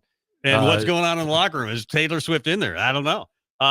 Anyway, I just think she's been a big distraction for that football team because they don't look like the Chiefs of old. But they'll probably come back and win the game. I hope not. I hope not as well. Let's get to break. Come back with Tom Chattel of the Omaha World Herald. We'll talk a lot about Danny Nee and his favorite stories from the Danny Nee era. Coming up next, Tom Stevens, Mike Melby, Husker Rewind. More after this. It's football season, and that means coaches everywhere are busy making game plans. I'm Matt Knipe with Liberty Law Group. Teams make game plans because no two opponents are the same. At Liberty Law, we understand that no two cases are the same. Whether facing a DUI, criminal charge, or you were injured and it wasn't your fault, we tailor our legal game plan to meet your unique needs. We are relentless trial attorneys serving all of Nebraska. To learn more, go to libertylawnebraska.com. That's libertylawnebraska.com. What would you tell a friend who was on the fence about going to Limitless Mail? After a long, hot summer, are you ready for fall? What about your home? Is your heating system ready for cooler temperatures ahead? Be sure and call Bryant for your fall heating check. No matter what brand of equipment you own, Bryant's trained technician will thoroughly clean and inspect your furnace or heat pump to make sure you stay warm and comfortable. Call today to schedule your home heating check. 467-1111. Bryant Air Conditioning, Heating, Electrical, and Plumbing. 467-1111. We do whatever it takes. So I just got the State Farm Personal Price Plan on my car insurance. So you told your agent you play the bagpipes for your dog? What? No, I didn't get that personal. My agent just helped me create an affordable price just for me. Okay, let me show you what I've been working on. Hey, Buster! Call your local State Farm agent, Vinny Krekak, at 402-474-1173. Prices vary by state. Options selected by customer. Availability and eligibility may vary.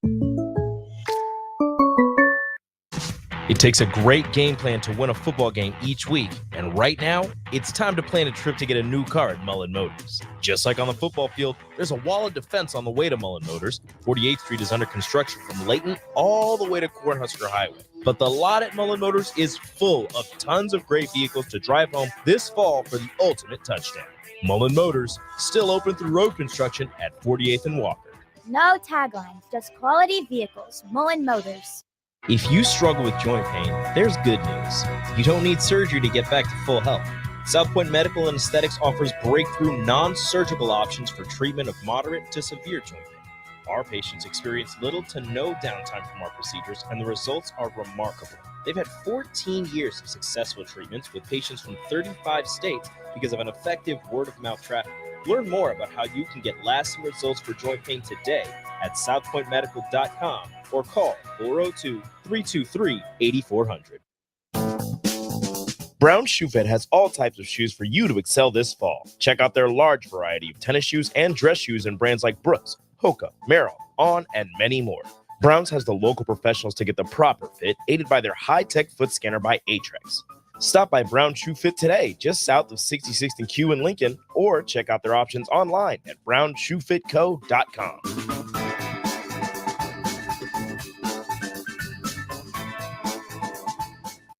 Allo is turning 20 this year, and we plan to celebrate all year long. Since 2003, Allo has vowed to put customers first and deliver a drastically different experience. No matter where you live, work, or play, we believe you deserve an affordable, secure, and reliable connection. We're proud to have served our businesses and residents with seriously fast fiber optic service for 2 decades. Thank you for trusting Allo as your local internet, phone, and TV provider. Follow us on social media to know about the 20th anniversary celebrations in all our Allo communities.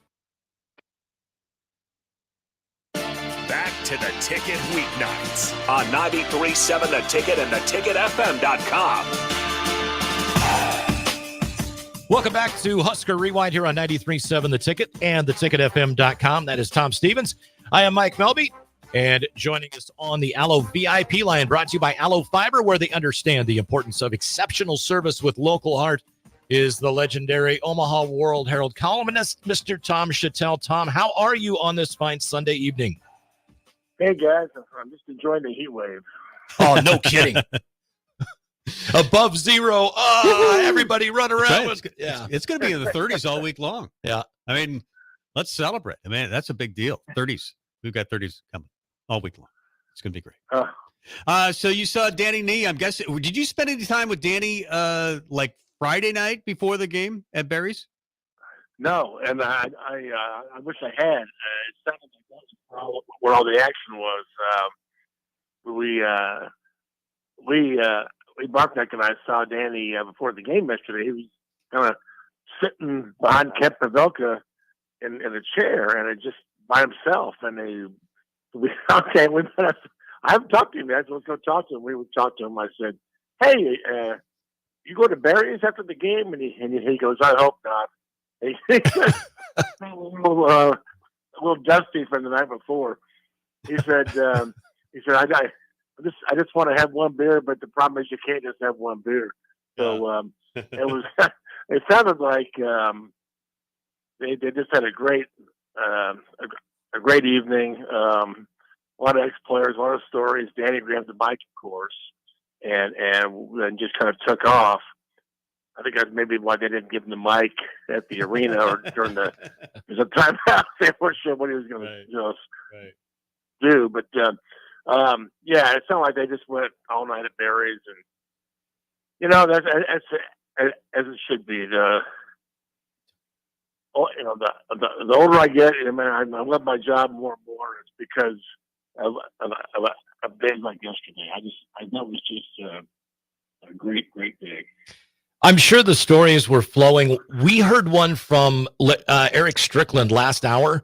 We had Eric on, and I brought up, hey, a little similarity between the Big 8 title team in '94 and this year's team is free throw shooting. And Tom and I both went back and watched the Oklahoma State-Nebraska title game. It's only like an hour and 20 minutes on YouTube. It's all blurry and you can barely see it and make out who the people are, but it is what it is. At least you got to watch the game. And one of the things they note is that in the last 5 minutes of games that year, Nebraska shot 81% from the free throw line. And I asked Eric, I said, why were you guys that good under pressure? Have you heard the story as to maybe why? No. Evidently, they had a game where they were not shooting free throws very well. And Danny said, until the team, and just rotating one guy at a time, makes 10 in a row, you guys aren't leaving. And so it got to the point where they said, you know what? We're now playing strip free throws. You miss, article of clothing comes off. He says, yeah, all of a sudden, everybody started making them a little bit better. Oh, my God. That is perfect. Yeah, that's fantastic. I never thought of that before. Got to motivate them somehow. The 90, we think back, and some of these teams were just incredible with players like Rich King and Tony Farmer and Bo Reed and Eric Strickland and Eric Piatkowski. I mean, the talent on the floor in that era was incredible, and Danny's ability to recruit them to Nebraska was incredible. It's hard to know if Nebraska will ever get back to that point. Do you think Nebraska can? Absolutely. I'm a firm believer. I'll be an eternal optimist. I've seen it, and I've seen it happen everywhere. And I mean, we saw it here. They got the talent here when, in fact, they had no really outstanding a tradition to sell. I mean, when he got here in '86, they had just been to the tournament the year before, but they never won, and they hadn't really been to the tournament very much, and the crowds were good but not great, and so yeah, it can happen because I've seen it happen here. You just got to get the right coach. I know it's an era of NIL now, and boy, can you imagine the '90s in Nebraska if they had NIL with not only the football superstars but some of the basketball superstars. I mean, it'd have been wild. I believe it. You just got to get the coach. And one thing Danny said, we were talking. He goes, he pointed to the court in the arena, and he goes, "Can you believe this?" He goes, not in my wildest imagination did I ever imagine he could have had this or the Hendricks facility. He said, I couldn't even dream it up back then. So, and I think Haymarket Park probably started a little bit of that, where, hey, we could do some really cool things here. But yeah, it's I believe it. You gotta have the coach, because I'm seeing it happen just about everywhere. And I always use the example. Maybe it's a bad example, but Iowa State. I said, if you could have tradition in Ames, Iowa, back to 1980, when they talked Johnny Orr into coming. All he had to do was offer money. He was ready to go. They didn't have anything like they had now. So, my thing is, if you could do it there, and now it's even easier. If you want to use the word easier, the high school basketball and the AAU scene and the select the OSA. I guess AAU now is called OSA, Omaha Sports Academy. But I mean, the kids are everywhere, and from like Baylor Shireman's all the way to Omaha, the kids can play hoops. They've got better prospects up and down the line. So it's a good time. It's a good time to invest in basketball now.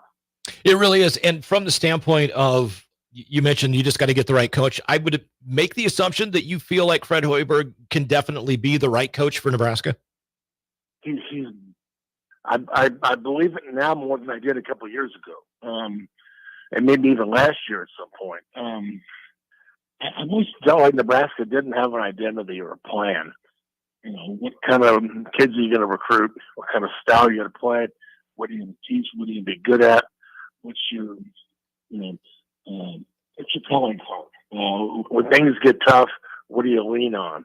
And they never really had, underneath they did. They were up and down, talent, athleticism, and shooting. They were really, they knew what they wanted to be. Finally Fred's kind of got into that. And maybe he knew what he wanted to be when he got here.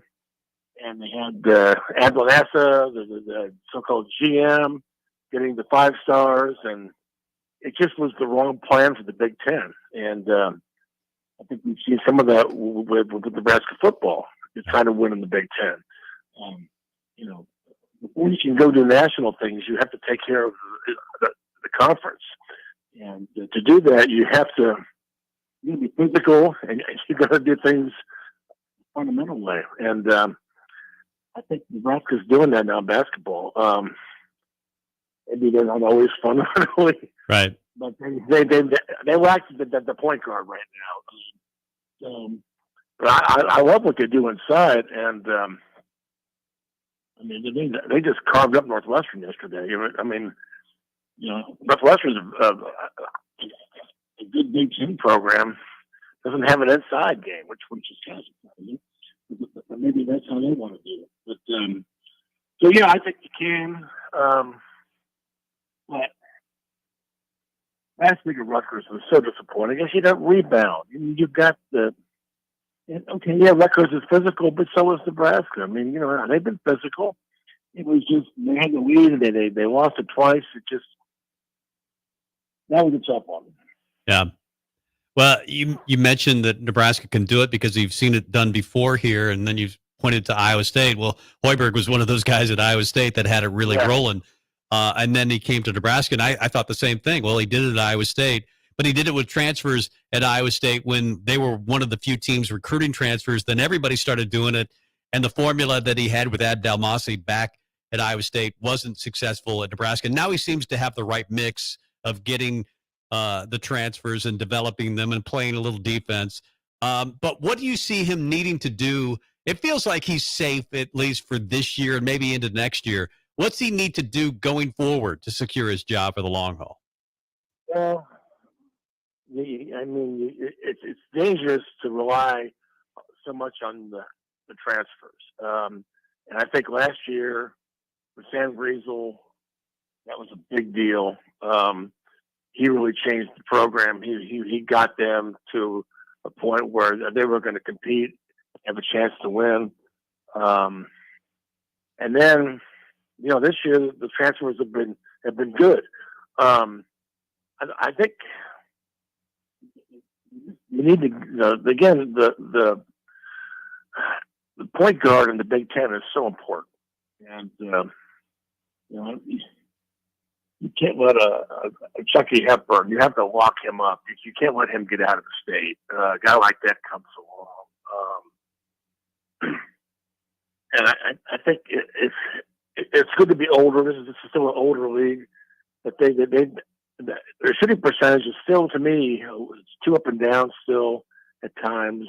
I like the way they play defense, but I just think they get a nucleus. Get some high school kids that are going to be around for a while. I know it's hard to do because the kids transfer, but they got to shoot a little better, have a little better chance on offense, and I like what they're doing with the defense and the big men. They're just not there every game, and the toughness. He shouldn't have to call them out at this stage of the season for not being tough. I mean, that tells me that that's not an inherent part of the program. That needs to be there all the time. It needs to be part of the culture, and it can't be a once in a while thing. It has to be there every game. Well, and the interesting thing is they had games where they were the tougher team. They were the tougher team against Purdue. Yeah. They wanted it more. They were the tougher team against K-State. But the consistency of toughness is also what you're talking about. I want to backtrack a little bit back to Danny Nee. We all have stories that we could share. Some of them not on broadcast radio. What's some of your more memorable takeaways from Danny when he was here? If it's just good stories or an overall feeling about him from his 14 years. Yeah, just how he was a man of the people, and he was still a man of the people yesterday. And the Husker fans, and he was a personality, and he was a character at a time when there was Billy Tubbs and Johnny Orr, and Norm Stewart, but he was like everybody's favorite. The media around the Big Eight loved coming here. When the Skywriters came to Lincoln in August, nobody ever saw Osborne or those guys. They saw Danny Nee. They would say, we'd say, I guess it was the Hilton. Now it's the Graduate Hotel, but it used to be like a Hilton for a while. Maybe it was a Holiday Inn there. Yep. But that's where the Skywriters stayed. And we just walked 2 blocks down to Barry's, which was a long-time sports writer bar. And then it became owned by 2 sports writers. I was going to say, Ken and Riley Jane. Ken and Riley Jane, so it was perfect. But that's where the Skywriters hung out. And Danny Nee was easy guy to say, hey, come on by and hang out with us. And he did, and he'd tell stories. Lee and I would go all over the Big Eight to cover a lot of those games, and you might find him in the hotel bar the night before, and you could sit there and talk with him, and they talk about other teams in the league and just off the record stuff. And stuff he used to do and we used to do, you can't do anymore. But I just thought he was a man of the people, and he was just so not raw, but just he wore his emotions on his sleeve, and it wasn't necessarily, it wasn't polished, he wasn't programmed to do it. He just, whatever he felt, you were going to see it. And I'll never forget the game at Missouri, the end of the year '94. Missouri's got to win 1 game to go undefeated regular season. And of course, they think they're going to beat Nebraska. They always beat Nebraska at home. Well, that day, Nebraska played well. A lot of calls went against them at the end. It's Norm's court, and it's the championship day. They're going to cut down the nets, all this stuff. So they're not going to lose that game. But all that aside, Piakowski still almost beats him with a 3-pointer at the buzzer that just kind of rims out. And I just remember after the game, we're standing outside the locker room waiting for Danny to come out, and the door finally the door swings open, and here he comes. He's got his sport coat over his shoulder, and he walks right past. He just blows right past us, and there's this ramp. It's like it goes up out of the arena, and it's for like delivery trucks and those kind of things. He walks up this ramp, he goes all the way to the top, and he comes back down, and he's okay. That was his cooling off period. Then he was ready to talk, and I think he still went off on everybody. But so I said, I wonder how far that was. So I went up to where he stopped and turned around, and it was 52 steps. I counted them, and I ended up writing about that. So the next day is Sunday, so we drive back to Omaha, and we're about on I-29, right about the Iowa border. We turn on and there's Iowa State's playing now that Sunday for some reason. Iowa State's last game was that Sunday. So we turn on the radio. We're going to we got about an hour or so left before we get home. So we're going to listen to the Cyclones game. And they had the Johnny Orr pregame show. And it was Pete Taylor or Eric, one of the broadcasters asked Johnny, "Hey, Coach, what did you think about the Big Eight as they go into the tournament next week? The games yesterday were good. What do you think about the race? After Missouri?" And Johnny just went on. He talked about the Nebraska-Missouri game. He goes, "Did you see that game? Because they got screwed." And he starts laughing, and we were just howling in the car, listening to Johnny Orr describe Nebraska getting screwed. So that was. And then, we went to Kansas City, and it was magic. It was a magical week. And we didn't really see it coming. We knew Nebraska was good, and they were probably going to make the tournament. Did we think they were going to win the Big Eight tournament? We'd never seen it. But they beat Oklahoma, a good Oklahoma team. I believe Pi Cassidy on a Friday afternoon. I think it was the first game. I think he scored like 45 points.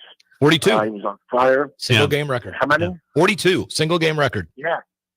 And they had this fan expedition in the American Royal Building next to Kemper. And so everyone was like a giant tailgate party for all the fans. So after the game, they had Pi Cassidy, "Hey, Eric, you need to go make an appearance at the Nebraska tailgate party." So in full uniform, he walks through all the fans. I just had to follow him. Walks through the entire American Royal Building to the Nebraska party, and he's passing all these Big Eight fans from all the other schools. And they're high-fiving him, and great job, Eric. And it was cool to see him do that. And the next day, Norman and Danny hated each other's guts, and for all kind of reasons. And the next day, there was a problem with the scorers table, and Norm went to chime in and kind of influence the whole matter. Danny got up and wouldn't have any of it. He got right in Norman's face and started cussing him. He put his finger on his chest. It was wonderful. That's what I met. You don't see that stuff anymore. No. Everybody today is too polite, too politically correct, too polished. I loved it. Yeah. Oh, that was a great era. I remember the sit-down Norm signs Nebraska fans always had. You had Johnny Orr, as you mentioned. You had Billy Tubbs. You had great coaches. It was just so much fun, and they legitimately hated each other. It was great. It was what some of what college sports is missing a little bit today. Well, yes, and the Big Eight was so good and so much fun. The great thing was Nebraska was in the middle of it. They had their coach, their character coach. They had their talent. They had their talent as good as anybody in the league, and maybe not. Yeah.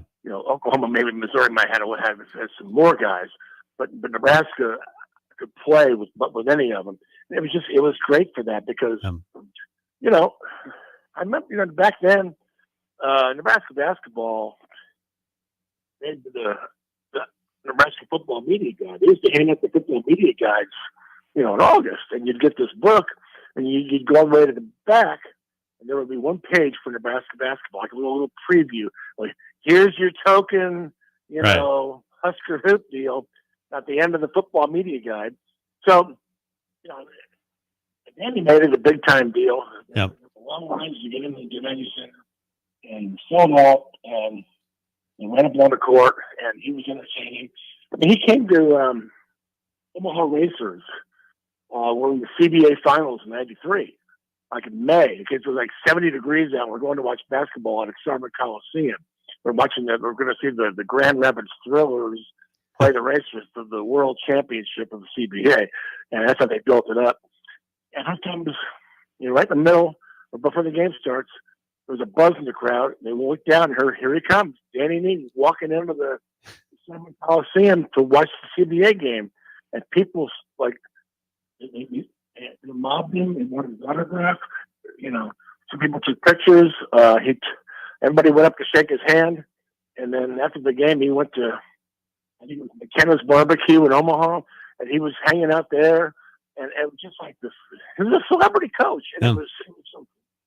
It was great. I can't let you leave without one football question. We always talk about Nebraska winning the offseason. It seemed to happen under Mike Riley or Scott Frost. This year, it seems a little more legitimate. You get Dylan Raiola, and then you roll into the offseason. You get a couple of big transfer portal commits. He looked good in the Polynesian Bowl. Carter Nelson looked good. It feels like there's some momentum with Nebraska football. Do you feel it? I do, and I felt it all last fall because of the progress reports against the rule every Monday, Monday with Matt. He'd tell us he'd kind of explain what they were doing. It was great to hear. It's not sexy. It was just basic stuff. And the things he talks about are the things they used to do so well. So I haven't heard those in a long time. So I'm hopeful. Hope is good. It's okay to have hope. We've had a lot of hype, and I've been part of it. But now it's good to have hope. And you got to have players to win. I think we saw last year there was a lot of good coaching. There was a lot of fundamentals. They're on top of things, and so we'll see. I don't think they're going to break any records next year.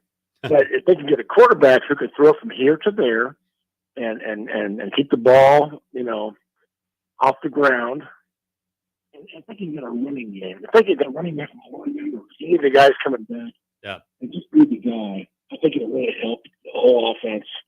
I'm excited about a quarterback coach. That makes so much sense.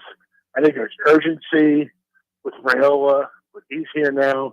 All of a sudden, you got to go get those guys, the receivers, the linemen, the transfers. You want to do it now. You can't just wait for 3 or 4 years. So I think that's going to be good. So, we've heard them all before, right? Yeah. They've got all the trophies from off-season titles lined up. So, but you know what? Who cares? It's good to have hope. It's good to be excited. And I can't wait till spring football. Yeah, me too. Tom, thanks for the time. It was fun. We'll have you back soon. Thanks, guys. Yeah, thanks, Tom. There you go. Tom Chattel, the legend from the Omaha World Herald. Fun stories about Danny Nee. Yeah, I know 52 steps. 52. And I know we got to get to break. When we come back, though, let's just not even take a break. Let's just. Did we burn through enough commercials? I think we did. I don't think we have to take a break. We're on the stream. Yeah, and I think we burned through plenty of commercials in the 2 hours too. So we'll just go right up until we leave. Yeah, and I wanted to kind of bring it up with Tom, but I knew we were kind of pressing up against the time frame here. I'm going to give you 7 names, and this was the 7 of the 8 coaches in the Big 8 in 1993-94. And when Tom Chattel says, this was the most fun that you would ever want to have. Characters. So to lead the way in character on the jerk side, Norm Stewart at Missouri. Oh, yeah. Well, the Antlers were jerks. I mean, they were mean. I had pop dumped on my head by one of the antlers as They're like a mean. 10-year-old or they would say the 12 most, or 13. I mean, and if you went to Columbia to watch a game, was in Columbia. They were they were vicious. Yeah, they were absolutely vicious. Yeah, dude with the big A on his shirt. Was coming back from the bathroom, walking back to where the dad of the guy I went with was standing, and this guy goes, "Hey, are you from Nebraska?" And I'm like, "Yeah," and he just dumps his pop on my head. I was like 13. So you got what a jerk. Norm Stewart at Missouri. Yeah. Second on the jerk list, but still one of the jerk store call. He's not. I'm not going to. No, not jerk. This guy was one of the best characters, not in a jerk way. Yeah. Johnny Orr at Iowa State. Yeah, they did the whole. Here's Johnny. Yeah, and Johnny was such a character. Great guy. Eddie Sutton at Oklahoma State. Just a great coach. Great coach. Great coach. But he was Tom Izzo today. To me, Eddie Sutton then is Tom Izzo today. Tough. Yeah, and again, like you just didn't want to play him. But not Bobby Knight tough. No, Not mean. not Bobby mean. Knight. No. Yeah. Roy Williams at Kansas, Danny at Nebraska, Billy Tubbs at Oklahoma, and last but not least, the one with the least amount of character, one of the most introverted head coaches of any major college sport ever, but still one of the best, from Wilbur, Nebraska, Dana Altman at Kansas State. That's right. That was the 93-94. Right? Yeah. He had Mitch Richmond. They had some good teams. Yeah, that was 93-94. 7 of the 8 schools. Joe Harrington was the coach at Colorado who went like 2-12 in the league that I don't year. even But remember him. yeah. I remember all the others. Yeah, but how much fun would it have been? How many of those guys are? Roy Williams is in the Hall of Fame. Yeah.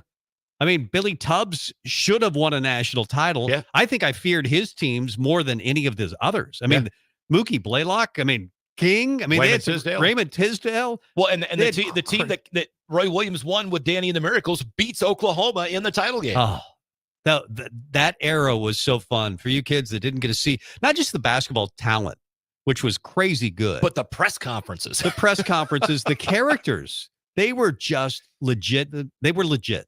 They were fun. Well, the problem, and I'm kind of happy that, Danny's standing at half court shouting down Norm Stewart, putting a finger in his chest. The sad thing is, if that happened today, in the world we live in today, you'd have an idiot in the stands that would try to jump in and start a fight. Right. Like you literally have somebody come out of the stands, or, one of the younger players is going to, I don't know. Yeah. Again, it's because we're old. It's why you got to get the hell off our lawn. Okay. Norm Stewart can get off my lawn. Exactly. Still today. Get off my lawn, Norm. 30 years later, is Norm, he still alive? He's Got to be. He's still alive, isn't he? I think I'm pretty sure he's still alive. We talked about the last win Nebraska basketball had against the number 1 ranked team before they had beaten Purdue. It was Missouri. In 1982. It was Steve Stepanovich and John Sundvold, who both played in the NBA, and Nebraska went on the road to Columbia. Probably more impressive than beating Purdue here at home. Going on the road to Columbia and winning. That was a fun team. That was a team that wasn't even that big. Yeah, Norm's 89 years old, still alive, and Nebraska should have won. They got screwed by a referee, and I popped in my head last week, but it was 44-42. They should have won that game. I think it was tied at 42, and then there was. Kind of like the phantom call last year against Purdue, where C.J. Wilcher doesn't touch. I can't remember who it was for Purdue, and the guy just ran past the ball he was dribbling, and Juwan Gary had it in his hands, ready to go the other way for an uncontested dunk, and they called a phantom foul on Wilcher. So, to go back to that Missouri game, it was very similar to that back in '82, and that was at Devaney Center. And then they go ahead and just train wreck him. It was 75-59 or something like that. And so the one thing I wanted to ask Strick, and we'll have to sometime, how much fun was it to play in a game with Billy Tubbs and Danny Nee as the coaches? Incredible. There was like 6 games they played that both teams scored over 100 points. And the one game went to like triple overtime. And the final was like 123-120. I think Nebraska won. But that wasn't that the game that Keith Moody hits a 3 at the buzzer? Right. Everybody had fouled out. Yeah.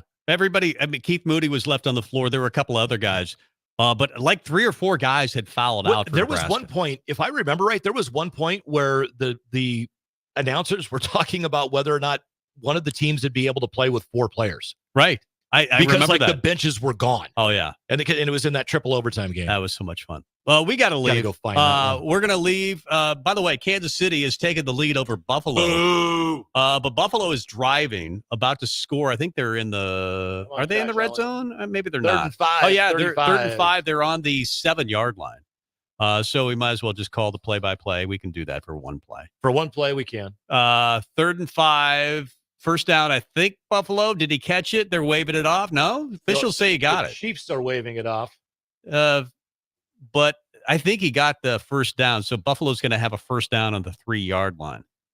I think that's a catch. That is definitely that's a catch. without a doubt a catch. Definitely rooting for Buffalo over the Chiefs. I'm just not I'm just over the whole thing with the Chiefs this year. I'm just done. But whatever. If you're a Chiefs fan, go Chiefs. We're leaving. We'll see you next week. Mike, great show. Thanks to Tom Chattel. Thanks to Eric Strickland. Fun remembering stories of Danny Nee. And we'll see you next week. See you. Bye-bye.